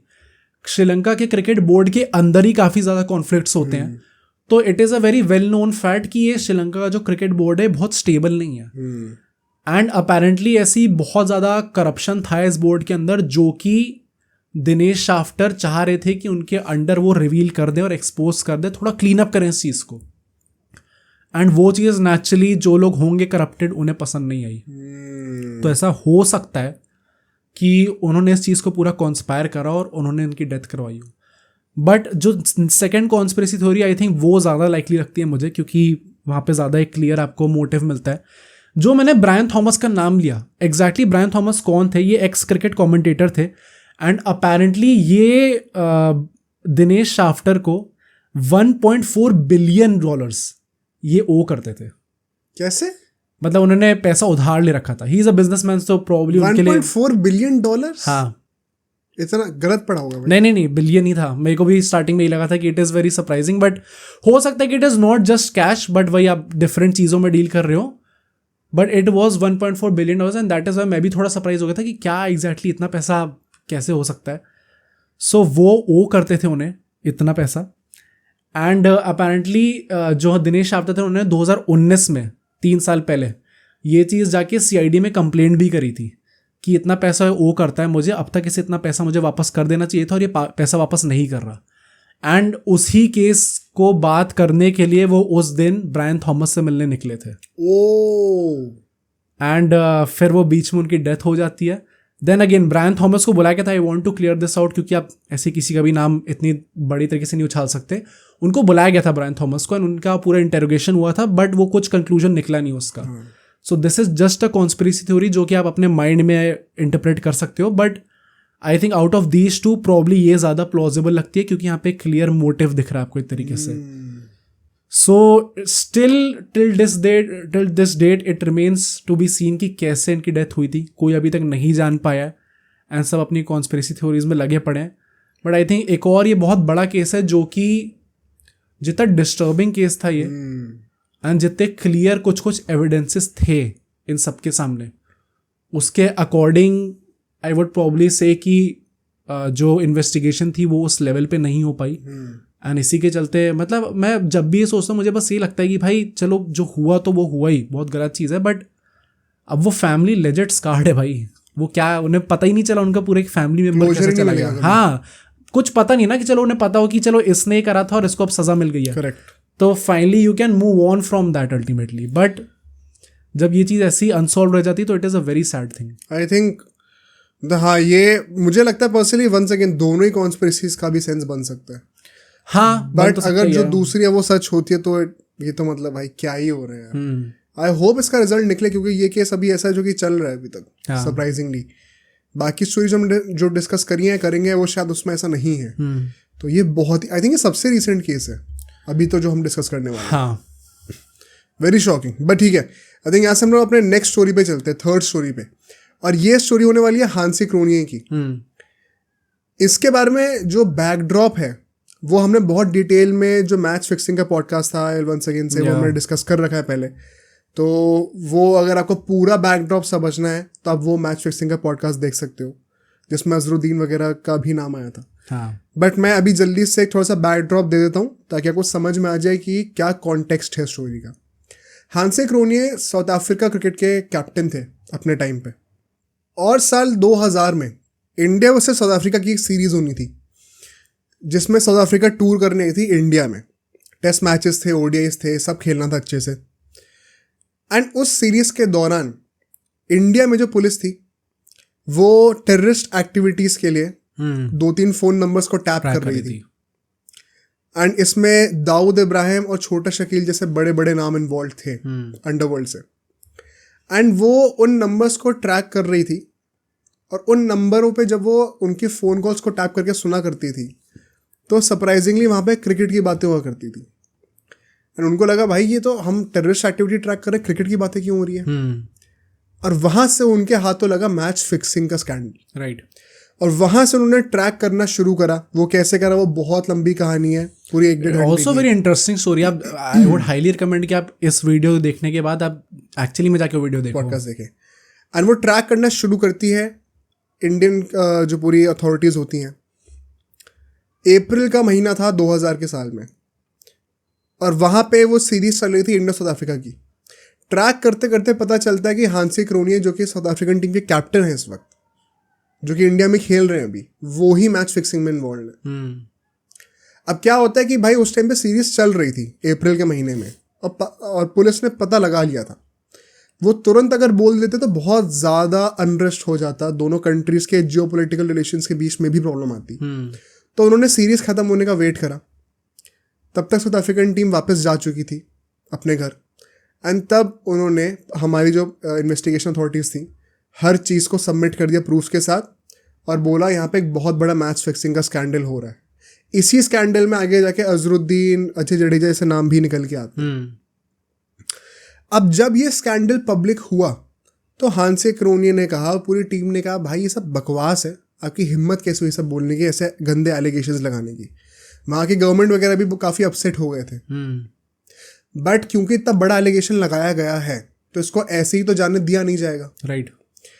इसके चलते हुए वहाँ की जो गवर्नमेंट थी उन्होंने एक इन्वेस्टिगेशन बिठाई, साउथ अफ्रीकन क्रिकेट बोर्ड के साथ मिलकर उन्होंने काम करा, और it kind of became clear कि यहाँ पे क्लियरली मैच फिक्सिंग का सीन हो रहा है।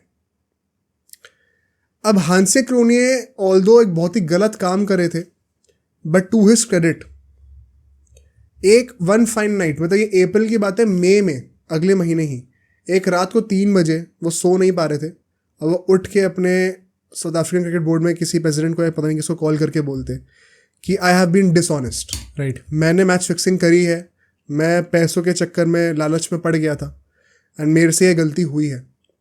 एंड वो अपना क्राइम फिर ओपनली एक्सेप्ट करते हैं, वो पूरी वीडियो अवेलेबल है यूट्यूब पर।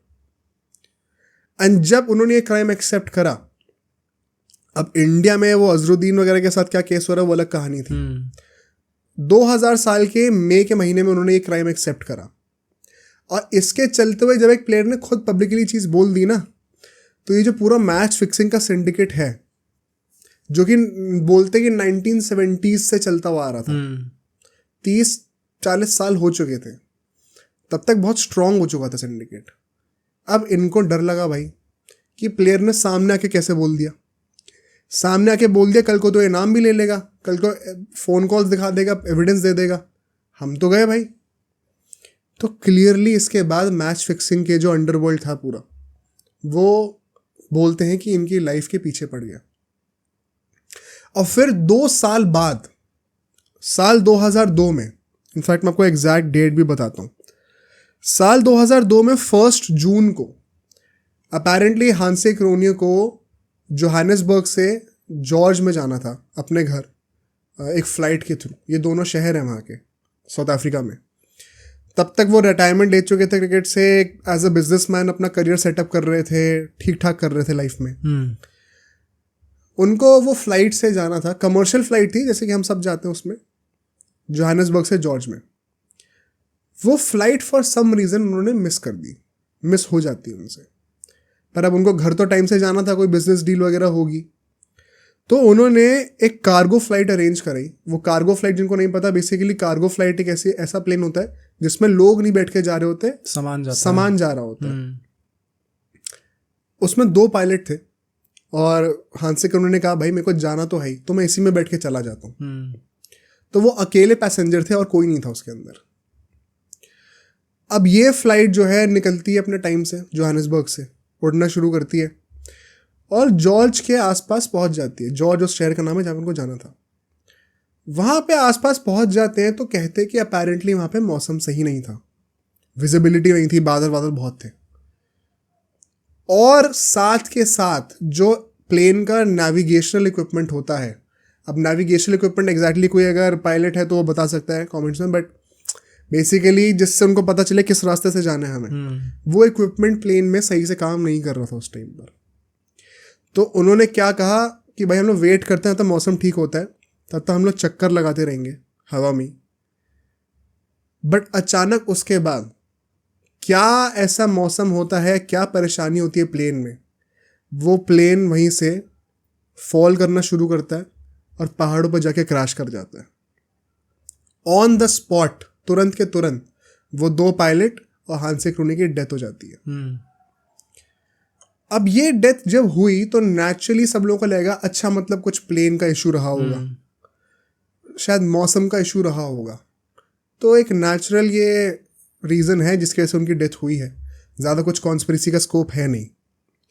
बट सरप्राइजिंगली उसके बाद साउथ अफ्रीका की ही जो हाई कोर्ट था वहाँ का एक, वो खुद इंक्वायरी बैठाता है, क्योंकि वहाँ पे सबको लग रहा था ये कुछ गड़बड़ हुई है, जितनी भी अथॉरिटीज़ थी उनको। तो मतलब डेफिनेटली कुछ दाल में काला तो था, क्योंकि क्लियरली अगर मौसम भी ख़राब था, फिर पहाड़ों पे क्रैश हुए, नेविगेशन सिस्टम भी ख़राब हो गया था, तो बहुत ईजी है ये चीज़ बोलना कि हाँ भाई हो सकता है नेचुरली हो गया हो। बट अगर जो पूरा सिस्टम था उन्होंने खुद ही इंक्वायरी सेटअप करी, दैट इट क्लियरली मीन्स कि उन्हें कुछ आइडिया था कि कुछ उल्टा सीधा हो सकता है। एंड जब वो 2006 में वो इंक्वायरी बैठाई कोर्ट ने, उस इंक्वायरी का जो स्टेटमेंट आया वो ये निकल के आया कि प्राइमा फेसाई, जिनको नहीं पता, प्राइमा फेसाई एक लॉ टर्म होता है जिसका मतलब होता है कि ऑन फर्स्ट इंप्रेशन, जब हमने केस को देखा फर्स्ट इंप्रेशन ये दिख रहा है साफ साफ। प्राइमा फेसाई हम लोग को ये साफ साफ दिख रहा है कि हांसे क्रोनी की डेथ जो हुई है वो पायलट्स की गलती की वजह से हुई है। ओके। और ये गलती एक ऑफेंस माना जाता है लॉ के अंडर, उस लेवल की गलती से हुई है। इसमें इक्विपमेंट का कुछ ऐसा हाथ नहीं है। मतलब अगर वो लोग जिंदा होते तो उनको केस होता पूरा और जेल जाते हैं। इस लेवल का ऑफेंस करा हुआ है, ये उस इंक्वायरी ने खुद बोला है। अब ये बोल तो दिया, बट उसके बाद क्या होता है कि इंक्वायरी पे ज़्यादा आगे काम करा नहीं जाता और केस को ऐसे ही दबा दिया जाता है। क्यों दबाया जाता है उसको डिस्कस करते हैं। जो प्लेन जो क्रैश हुआ था जिसमें उनकी डेथ हुई है, उस प्लेन के जो ओनर थे ना, उनका नाम था गेविन ब्रांसन। गेविन ब्रांसन ने खुद आकर बोला ये बाद में कि भाई ये एक ढोंग है कि वहाँ पे वेदर कंडीशंस ख़राब थी और प्लेन को सर्कल करना पड़ रहा था, क्योंकि उस इंसिडेंट से कुछ दिन पहले और कुछ दिनों बाद भी, कई हफ्तों बाद भी, हम खुद उन प्लेन्स को फ्लाई करा के ले जा रहे थे in much worse weather conditions. और ज़रा चूं सी भी प्रॉब्लम नहीं हुई हम लोगों को कि वेदर कंडीशन की वजह से हम लोग लैंड नहीं करा पाए प्लेन, और वेदर और ज़्यादा ख़राब था उन टाइम पे। तो जिस दिन पे हांसे क्रोनी थे उस टाइम पे तो वेदर इतना ख़राब नहीं था, तो आप वेदर का बहाना क्या दे रहे हो कि हमें प्लेन को सर्कल करना पड़ा, हम लैंड नहीं करा पा रहे थे। पहला चीज़ उन्होंने ये बोली। दूसरी चीज़ जो थी ना, ये और ज़्यादा शॉकिंग है, क्योंकि ब्रांसन कहते हैं कि यार एक चीज़ जो आप लोगों ने मिस कर दी होगी, शायद ये लोग बता नहीं रहे, जो जॉर्ज का जो एयरपोर्ट था ना, जहाँ पे लैंड करना होता है प्लेन को, वहाँ पे जो लैंडिंग सिस्टम था पूरा, वो भी टैम्पर कर दिया गया था। ओके। और पुलिस को अपेरेंटली ये टैम्परिंग का, ये सैबोटाज का एविडेंस मिला हुआ है, पर वो बता नहीं रहे हैं। इसके बाद वो बोलते हैं कि अब पुलिस क्यों नहीं बता रही भाई। कहते हैं वो साफ साफ मुंह पे बोल देते हैं कि साउथ अफ्रीका जैसी कंट्री उस टाइम पे, जहाँ पे इतनी सारी चीज़ें क्राइम के थ्रू होती हैं, क्रिमिनल्स का इतना बड़ा एक हाथ है, वहाँ पे पुलिस भी सेफ नहीं है। और पुलिस के लिए the cost of opening up the investigation is too high. Too high से क्या मतलब तुम समझ जाओ, जान पे भी खतरा हो सकता है। इसके चलते हुए पुलिस चाहती है कि केस को शट कर दिया जाए। एंड लास्टली वो ये भी कहते हैं कि मेरी खुद कई लोगों से बात हुई है जिन लोगों ने इस केस को इन्वेस्टिगेट करा है, और फिर अचानक से उन लोगों ने कुछ दिनों बाद इस केस से पुल आउट कर दिया, क्योंकि उनको एक कॉल आ गया। ओ भाई, जो कॉल पे कह रहे हैं कि जान से मार देंगे, हट जाओ यहाँ से। तो इट इज़ वेरी क्लियर, अगर हम लोग कॉन्स्पिरेसी की बात करें तो, कि जो मैच फिक्सिंग सिंडिकेट था, जहाँ पे इतने बड़े गैंगस्टर्स इन्वॉल्व हैं, वो काइंड ऑफ समझ गए थे कि हांसी क्रोनिया अभी आने वाले दिनों पे और ज़्यादा खुलासे करने वाले हैं। और जैसे उनको इस चीज़ की भनक लगी, उन लोगों ने वो प्लेन क्रैश करवा दिया भाई। This is so scary to even think भाई, क्योंकि मतलब अभी तक जब कहानी स्टार्ट हुई थी तो सबको ये लग रहा था चलो कुछ वेदर प्रॉब्लम हो सकती है, एंड मैं शायद यही अल्टीमेटली ये बोलने वाला था कि हम लोग जो भी स्टोरी डिस्कस कर रहे हैं इसमें there is quite a possibility कि हो सकता है वेदर कंडीशंस की वजह से भी हुआ हो। But now that we hear the full story, सबको आई अज्यूम सबको यही लग रहा होगा कि भाई अगर उसी रास्ते से वैसे टाइप की प्लेन लेके उससे गंदी वेदर कंडीशंस में लोग बड़ी आराम से चले जा रहे हैं तो कुछ हो ही नहीं सकता। प्लस अगर कोर्ट ने कह दिया है कि अगर ये पायलट्स की गलती थी, अगर ये जिंदा होते तो ऑब्वियसली लोग जेल में होते, क्रिमिनल एक्ट था ये, देन इट क्लियरली मीन्स कि ये सब मर्डर था, करवाया गया था, एंड जो क्लियर मोटिव है वो सिर्फ फिक्सिंग स्कैंडल के पास ही जा सकता है। अब तुम ये समझ रहे हो कि फिक्सिंग जो ये सिंडिकेट है पूरा गैंगस्टर्स का अंडरवर्ल्ड जो है, कि कहाँ तक पहुंच है इनकी। मतलब अगर पुलिस नहीं कर पा रही भाई, वो केस ओपन नहीं कर तुम वो छोड़, तुम सेटअप देखो। अगर ये सच है तो वो फ्लाइट, पहली कमर्शियल फ्लाइट जो थी वो मिस करवाई। अब कैसे मिस करवाई होगी भाई? ट्रैफिक में फंसा दिया होगा, कुछ कर दिया होगा, गाड़ी में कुछ कर दिया होगा, नहीं पहुंच पाया टाइम पे इंसान। फिर उसको उस कार्गो फ्लाइट को अरेंज करवाया। कार्गो फ्लाइट में 2 पायलट, इसका मतलब ऐसे थे जो कि मरने को तैयार थे। भाई तुम ये देख रहे हो किस लेवल तक इनकी पहुंच है। और ऐसे में कोई भी क्रिकेटर क्यों कन्फेस करेगा अगर उनसे मैच फिक्सिंग करवाई जाए तो? राइट। मतलब एक तो ये केस भी इतना डिफरेंट था ना, क्योंकि आप जितने भी लोगों को देखोगे, इवन जब आप वो वाली वीडियो देखोगे हमारी मैच फिक्सिंग वाली इंडिया में जो हुआ था, चलो कुछ लोगों ने कन्फेस करा तो सीबीआई के सामने करा, किसी ने पब्लिकली आके कुछ बोला ही नहीं। और यहाँ पे हांसी क्रोने द कैप्टन, जो कि बहुत पिवटल फिगर थे उस पूरे फिक्सिंग स्कैंडल में, उन्होंने ओपनली आके बोल दिया, एज यू सेड वो पूरा इंटरव्यू अवेलेबल है, रो वो रहे थे उसके अंदर, वो पूरा ओपनली आके अभी तक इस टाइम पर टिल डेट लोग क्लियरली जाके देख सकते हैं कि इन लोगों ने उन्हें कन्फेस कर दिया था।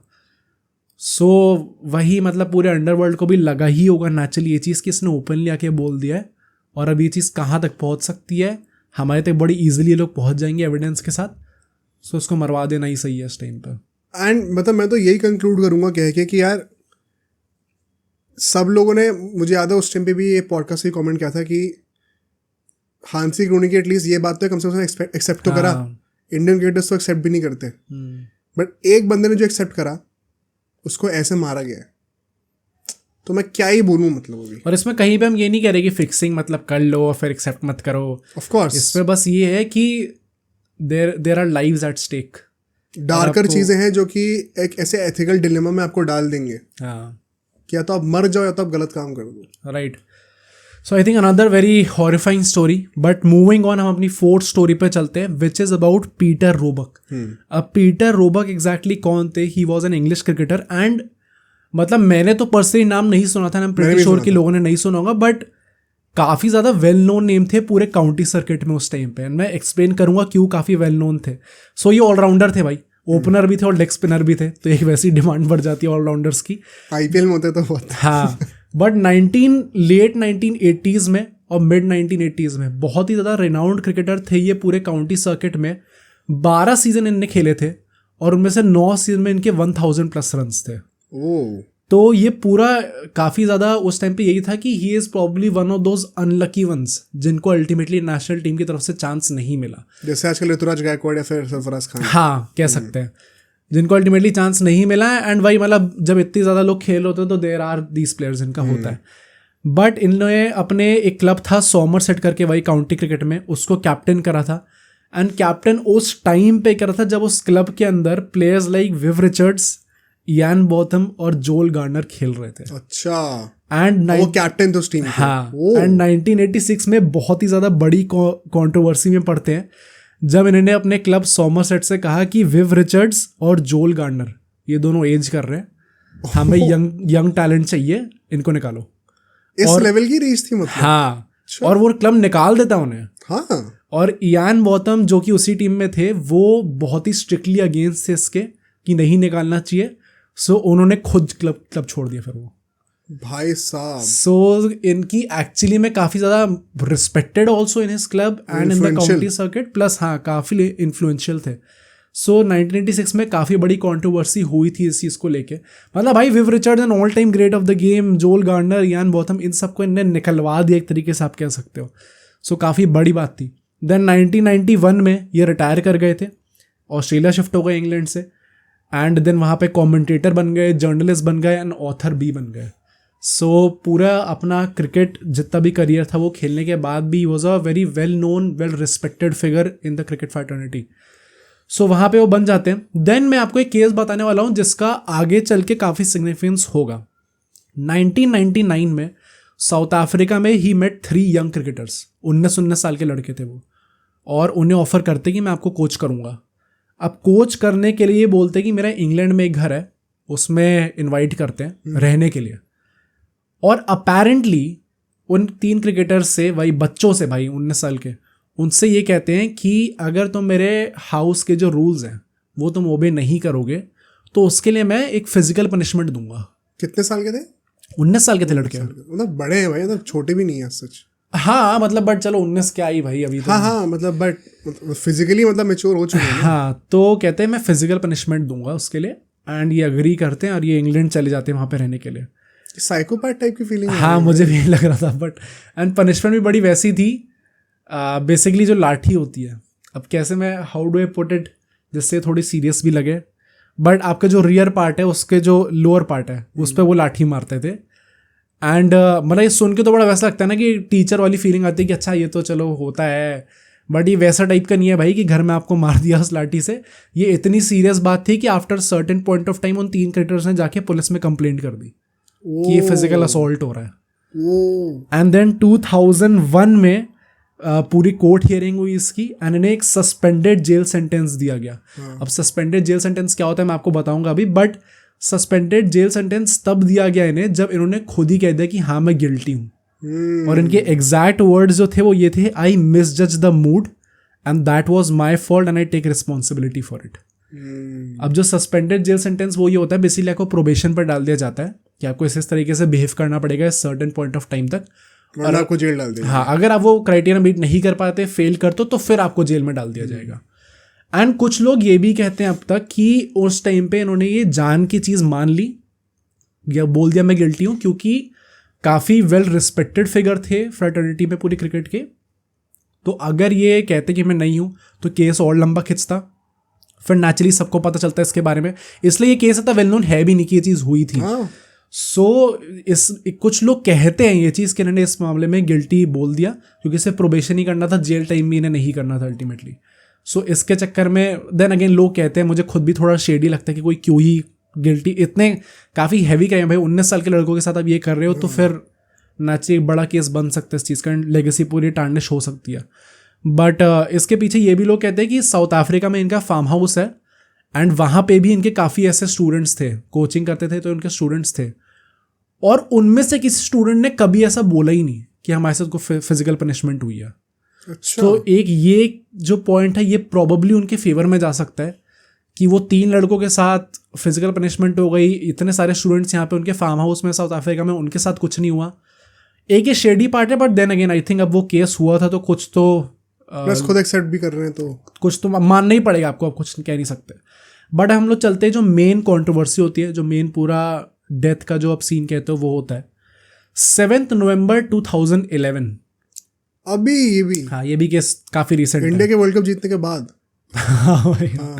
7 नवंबर 2011 को पीटर जो है वो केप टाउन जाते हैं, ऑस्ट्रेलिया और साउथ अफ्रीका के बीच में एक मैच चल रहा था उसमें कमेंटेट करने के लिए। अच्छा। तो वहाँ पे केप टाउन जाते हैं एंड सदर्न सन होटल नाम के उसमें होटल में रुके हुए थे ये केप टाउन के अंदर ही। 5 दिन बाद 12 नवंबर को साउथ अफ्रीका की जो पुलिस आती है वो होटल में आती है, कहती है हमें इनसे बात करनी है, कमरे में घुसती है, बात करती है। एंड क्यों बात करती है, क्यों पुलिस आती है, इट इज़ बिकॉज एक जिम्बाब्वे का 26 साल का एक आदमी था, वो 5 दिन पहले 7 नवंबर को ही उसने ये एलिगेशन डाली, जाके कंप्लेंट करी पुलिस में कि इस बंदे ने, पीटर ने मेरे साथ सेक्सुअल असॉल्ट करा है। एंड वो मिले ही क्यों थे इन द फर्स्ट प्लेस, वो इससे था क्योंकि इनको मिल के आपस में ये डिस्कस करना था कि क्या पीटर रोबक जो है वो बेसिकली फाइनेंस कर सकते इनकी यूनिवर्सिटी, इनकी एजुकेशन, वो 26 साल का जो जिम्बाब्वे का जो आदमी था उसके लिए।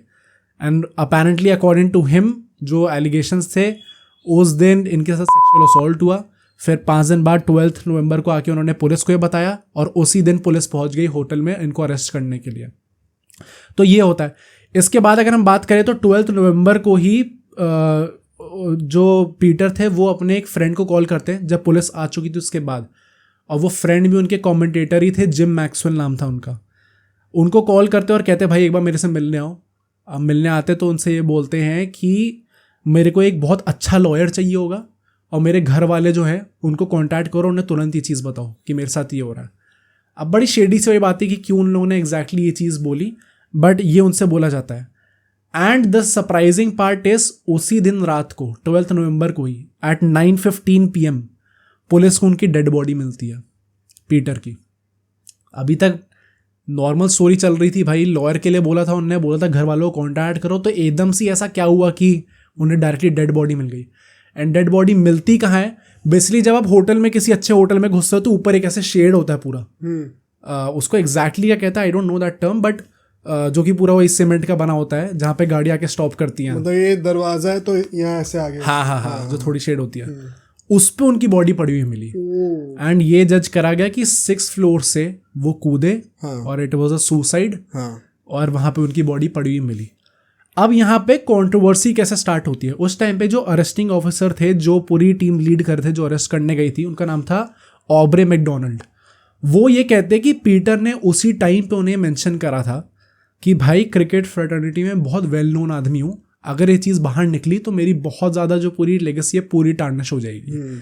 बट वो ऑफिसर उसी टाइम पे ये भी कहते हैं कि throughout that whole process Peter बहुत ज़्यादा काम लग रहे थे और he was completely in control of his emotions and his mind. तो ऐसा बहुत अनलाइकली है कि चीज़ हुई हो, मतलब ये चीज़ आप बेसिकली इंटरप्रेट कर सकते हो उनके वर्ड से कि क्या कैसे ही होगा। But on the other hand उनके जो फ्रेंड थे जिम मैक्सवेल, जो कि मिलने आए थे उनसे, वो ये कहते हैं कि पीटर बहुत ज़्यादा डेस्परेट था एंड वो बहुत ज़्यादा सैड थे सिचुएशन को लेके, क्योंकि वही 1999 में उनके साथ जो हुआ था वो भी अपेरेंटली एक्चुअली में गिल्टी थे नहीं, पर उन्होंने एक्सेप्ट कर लिया। अब यहाँ पे भी उन्हें अल्टीमेटली एक्सेप्ट करना पड़ता, वरना उनकी बहुत ज़्यादा जो भी पूरा रिस्पेक्ट थी वो पूरी चली जाती उनकी वर्ल्ड में। सो ये चीज़ जिम मैक्सवेल ने बोली। ऑल्सो उसी टाइम के दौरान ही पुलिस ने ये स्ट्रेट अप कंक्लूड कर दिया कि ये सुसाइड ही है, इसमें और कुछ मर्डर वर्डर नहीं है। एंड उन्होंने ये भी बोला कि जुडिशियल इंक्वायरी रखी जाएगी ताकि इस पूरे केस की इन्वेस्टिगेशन हो सके। बट ये जो इंक्वायरी रखी गई थी, but after a certain number of hearings ये इंक्वायरी एकदम से बंद हो गई। अच्छा, हाँ, मतलब कुछ रीज़न नहीं दिया गया, बट वो ये था कि हम नेक्स्ट डेट दे दिया, वो नेक्स्ट डेट पे इंक्वायरी हुई नहीं, अब हियरिंग हो ही नहीं पाई उसके बाद। सो वही है कि ये भी थोड़ा शेडी पार्ट है। एंड अल्टीमेटली इन February 2024 अभी इसी साल 13 फरवरी को 2024 में इंग्लैंड का जो कोर्ट था, जो कि इंग्लैंड के निवासी था, तो इंग्लैंड के कोर्ट ने ये चीज़ कंक्लूड करी कि ये सुसाइड है, और ये बोलते हुए कंक्लूड करी कि साउथ अफ्रीका में हियरिंग होनी थी कोर्ट में, जुडिशियल इंक्वायरी सेट करी गई थी, बट इतना टाइम हो चुका है, 12 साल हमें इसलिए लग गए क्योंकि वो हियरिंग का नेक्स्ट हियरिंग होनी थी जिस डेट पे वो हुई नहीं अभी तक। So we have to conclude कि इट इज़ अ सुसाइड, जितने एविडेंस है उसके हिसाब से। मतलब अभी कोई फाइनल वो नहीं, वर्डिक्ट नहीं आया है, और इसलिए नहीं आया तो हम लोग को कुछ ना कुछ तो बोलना ही है। तो हाँ, केस क्लोज हो चुका है ये इस साल की बात है। हाँ, केस इज क्लोज्ड, बट कुछ कंक्लूसिव एविडेंस ही निकला और उन्हें अल्टीमेटली बस ये बोलना पड़ा कि ये सुसाइड है। सो आई थिंक ये भी बहुत सरप्राइजिंग पार्ट है। उस टाइम पे जो ऑटोप्सी रिपोर्ट निकली थी, जिस बंदे ने कैरी आउट करी थी, उसने ये भी बोला था कि इस ऑटोप्सी रिपोर्ट को देख के आप ये बेसिकली कह नहीं सकते कि थर्ड पार्टी इन्वॉल्वमेंट हो ही नहीं सकता। अच्छा, it is possible. Third party involvement basically means कि भाई किसी ने धक्का दिया हो या फिर किसी ने फेंका उन्हें, वैसे टाइप का, कि आप ये कंक्लूड नहीं कर सकते कि ये चीज़ हुई ही नहीं थी। बट उसे पुलिस ने तुरंत ही सुसाइड डिक्लेयर कर दिया, हियरिंग उसके बाद हुई नहीं। देन 12 साल लग गए उस केस के अल्टीमेटली फाइनल वर्डिक्ट आने में, जो कि इंग्लैंड में आई। साउथ अफ्रीका में केस हुआ था, इंग्लैंड में वर्डिक्ट आई, और वो भी उन्होंने बोल दिया कि भाई वहाँ पे हियरिंग हो ही नहीं रही, हमें कंक्लूड करना ही पड़ेगा जितने एविडेंस है हमारे उसके हिसाब से।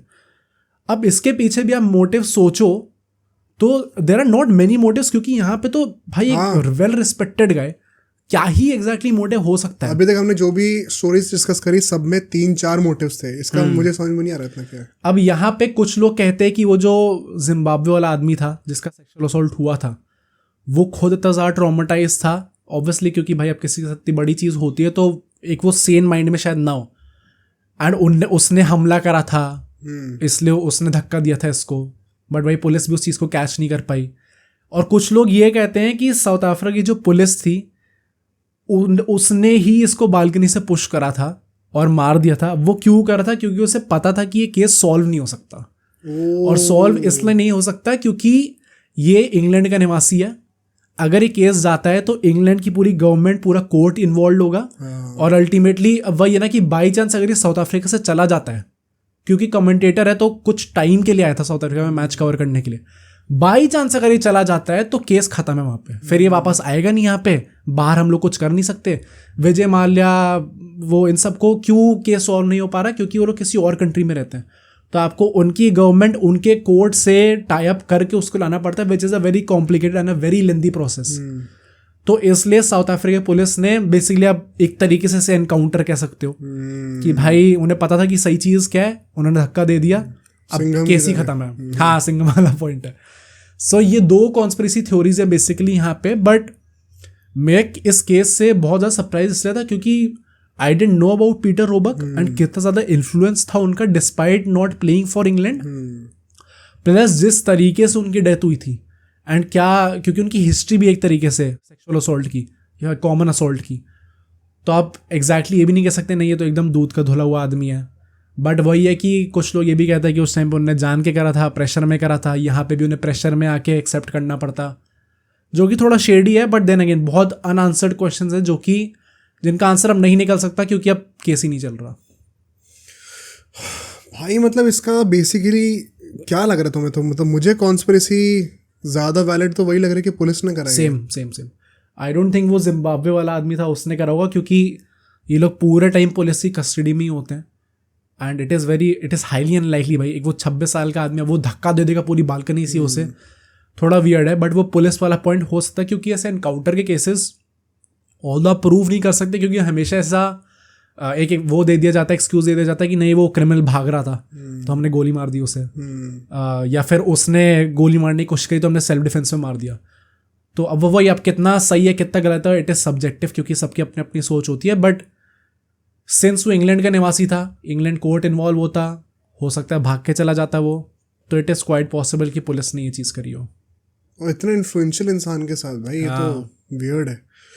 ठीक है भाई, यहाँ से अपनी लास्ट स्टोरी पे चलते हैं, और ये काफ़ी ट्विस्टेड होने वाली है क्योंकि इसमें आप जो भी तक एक्सपेक्ट करते आ रहे हो वैसा कुछ होगा नहीं, एकदम ही कुछ उल्टा होने वाला है। राइट। और इसीलिए स्टोरी को लास्ट तक हमने सेव कर रखा था। और ये स्टोरी सबसे पुरानी स्टोरी है।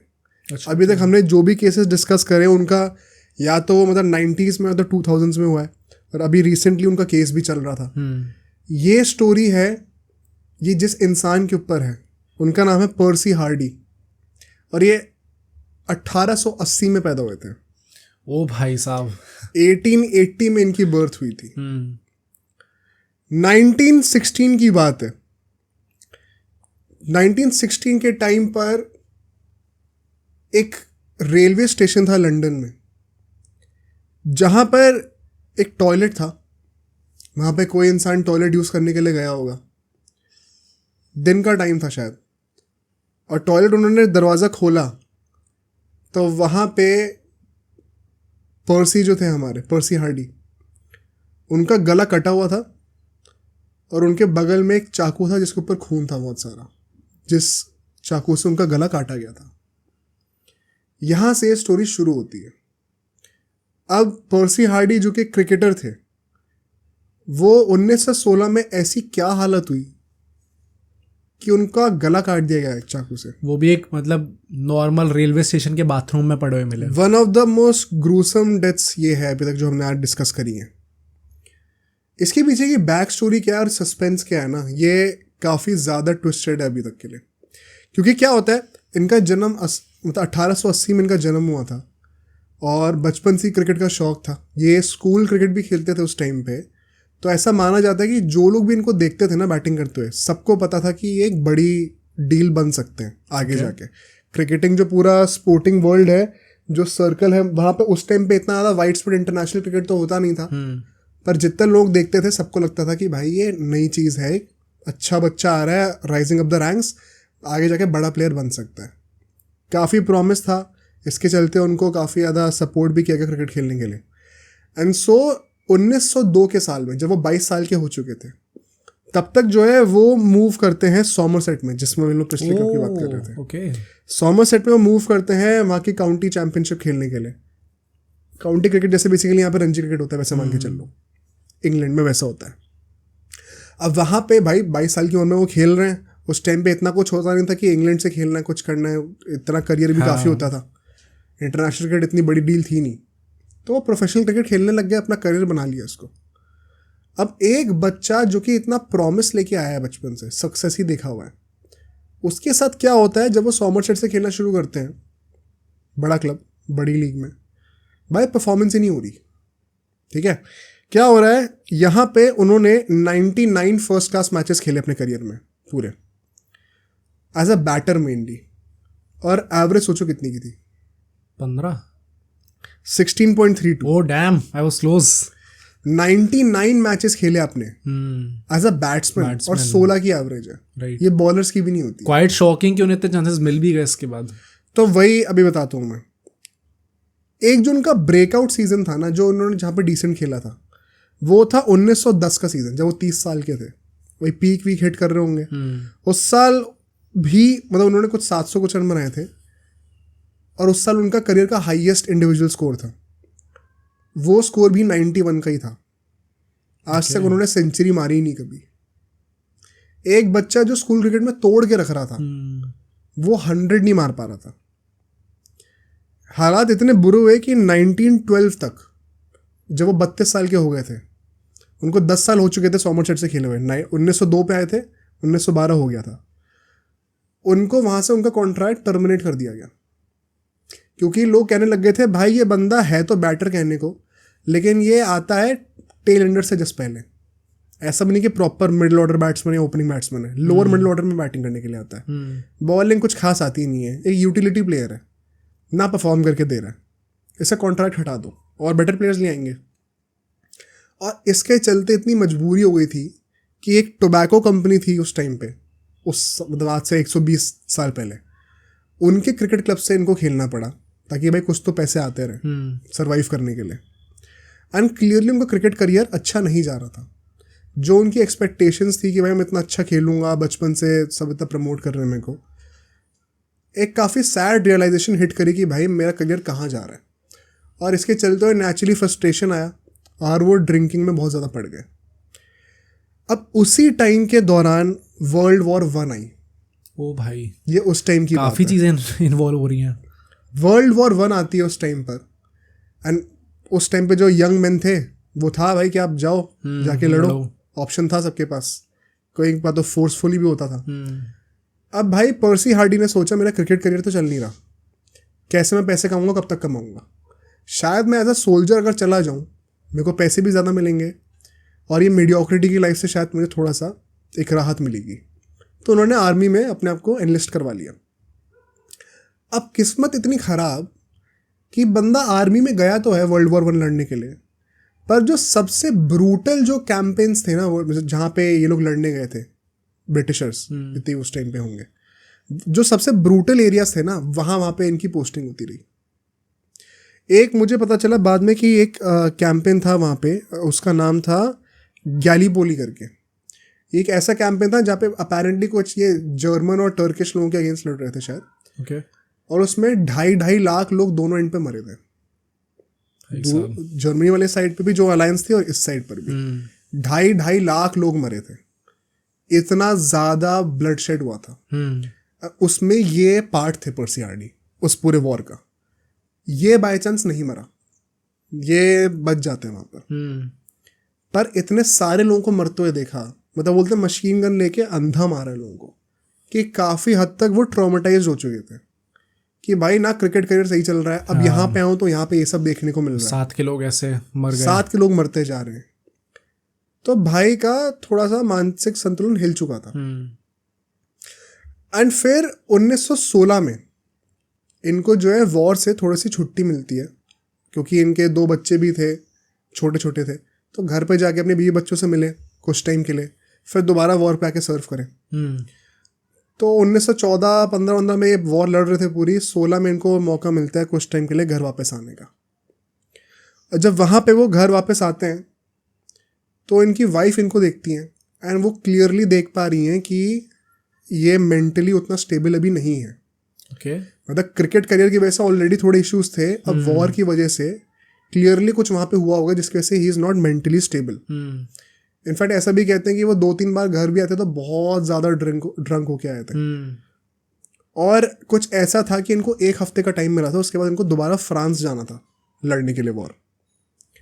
तो भाई वो ऐसे रुकते हैं 1 हफ्ते के लिए फैमिली के साथ, फिर 1 हफ्ता ख़त्म होता है तो फिर वो वापस निकलते हैं फ्रांस के लिए।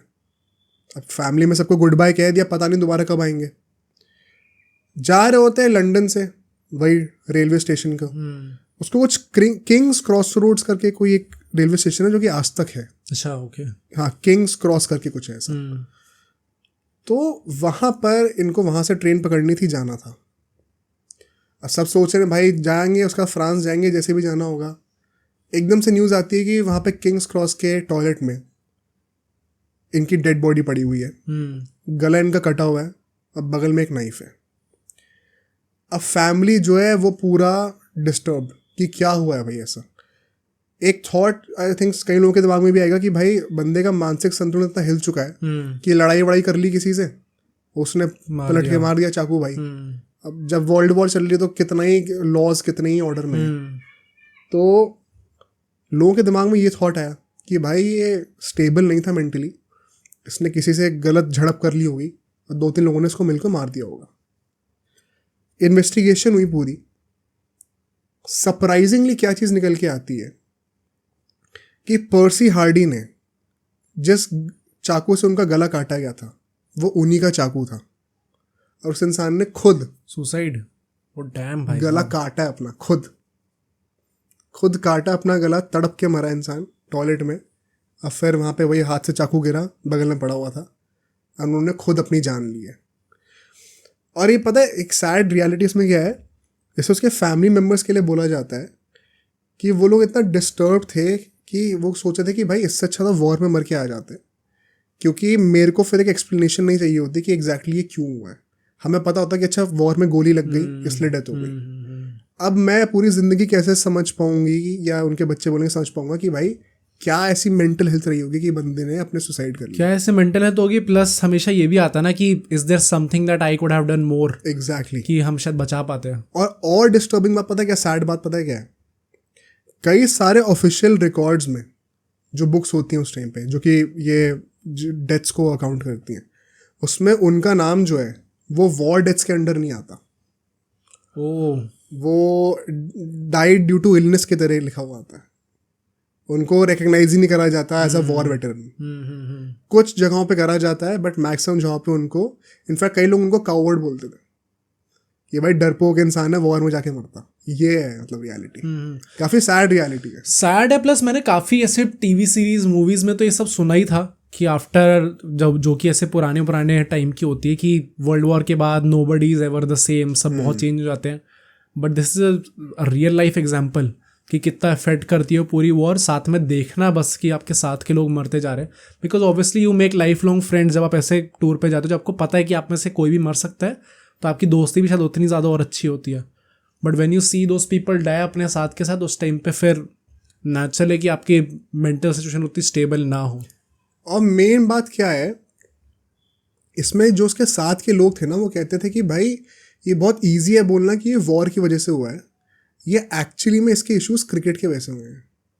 मतलब जो बेसिक जहाँ से स्टेम कर रही है वो चीज़, वो रूट्स उस चीज़ के बचपन से वो बंदा was treated as a big destined for success, और वो अपने ही पोटेंशियल को ना फुलफिल करने के चक्कर में वो उस बात को एक्सेप्ट नहीं कर पा रहा था। और फिर वॉर का जो ट्रॉमा था उसने बस उस चीज़ को एम्पलीफाई करा है। बट एक्चुअली में वो ट्रॉमा वो बहुत टाइम से था उसकी लाइफ में, और वही उस टाइम पे मेंटल हेल्थ का कोई कॉन्सेप्ट होता नहीं था। तो ये सब चीज़ें भाई, जिस कंट्री में उस टाइम पे पूरी दुनिया में वॉर चल रही है, तो मेंटल हेल्थ किसी की कोई प्रायोरिटी नहीं होने वाली है। पता है सबके, ये मेंटल हेल्थ खराब ही होगी, उस टाइम पे जिंदा रहना प्रायोरिटी होती है। राइट। तो ऐसे केसेस को इसीलिए तो उस टाइम के लोग कॉवर्ड बोलते होंगे ना, डरपोक बोलते होंगे, क्योंकि उस टाइम पे शायद ये नॉर्म होगा कि भाई हम सबकी मेंटल हेल्थ खराब है भाई।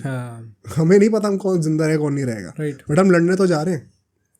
बट एक बंदा जो कि अपने क्रिकेट के फेलियर्स की वजह से इतना ट्रॉमेटाइज था, वो वॉर में गया मजबूरन, और फिर वहाँ पे उसने जो देखा, इतनी ज़्यादा मेंटल हेल्थ खराब हुई कि उसने अपना भाई सुसाइड करा भी कैसे भाई, गला काट के। तो मतलब कुछ पॉइजन खा लेता तुरंत मर जाता, वो गला काट तक, मतलब लिटरली कैसा लग रहा होगा भाई। तो once again show goes on to show कितना एक डार्क एलिमेंट है मेंटल हेल्थ का क्रिकेट में। आज के टाइम पे तो और भी कितने ज़्यादा प्रेशर्स होते होंगे, इसीलिए कई सारे क्रिकेटर्स अब तो लीव ले लेते हैं कि भाई हमें नहीं खेलना अभी। एंड कई लोग मजाक भी उड़ाते होंगे, but perhaps this is another side of the reality जो कि हम लोग को सेंसिटिवली एक्नॉलेज करनी चाहिए। तो भाई आई थिंक यही थे आज की 5 स्टोरीज। आई थिंक इस नोट पे हम लोग पॉडकास्ट को एंड करते हैं। काफ़ी ज़्यादा सीरियस और डार्क पॉडकास्ट था ये। तो मैं वंस अगेन सबसे रिक्वेस्ट करूँगा, प्लीज़ आप कमेंट करके ज़रूर बताइएगा, अपना फीडबैक शेयर करिए, आपको ये स्टोरीज़ कैसी लगी। इस टाइप के पॉडकास्ट अगर आप चाहते हैं कि हम और ज़्यादा बनाएं, सब्सक्राइब प्लीज़ कर दीजिएगा चैनल को, उससे बहुत हेल्प होगी, बहुत इंकरेजमेंट मिलेगा। मेंबरशिप्स आ चुकी हैं, उनको ज़रूर चेकआउट करिए। टेलीग्राम ग्रुप को ज्वाइन कर लीजिए, पिन कमेंट में लिंक होगा। और क्या बोल सकते हैं ऑडियंस के लिए? मैं वही कहूँगा, क्योंकि ये बहुत ही बड़ा एक्सपेरिमेंट था हमारी एंड से भी, एंड मैं किसी रीज़न से वही कह रहा था कि शायद ऑडियंस को पसंद ना आए। आई होप कि आप सब उस चीज़ को गलत प्रूफ करते हैं। एज यू सेड कि हमें कमेंट्स में ज़रूर बताइएगा आपको कैसा लगा। बाकी जो नेक्स्ट वीडियो आपको देखनी चाहिए वो आपको यहाँ पे दिख रही होगी, तो आप इसको ज़रूर देखिएगा और हमें बताइएगा कमेंट्स में कि आपको वीडियो कैसी लगी।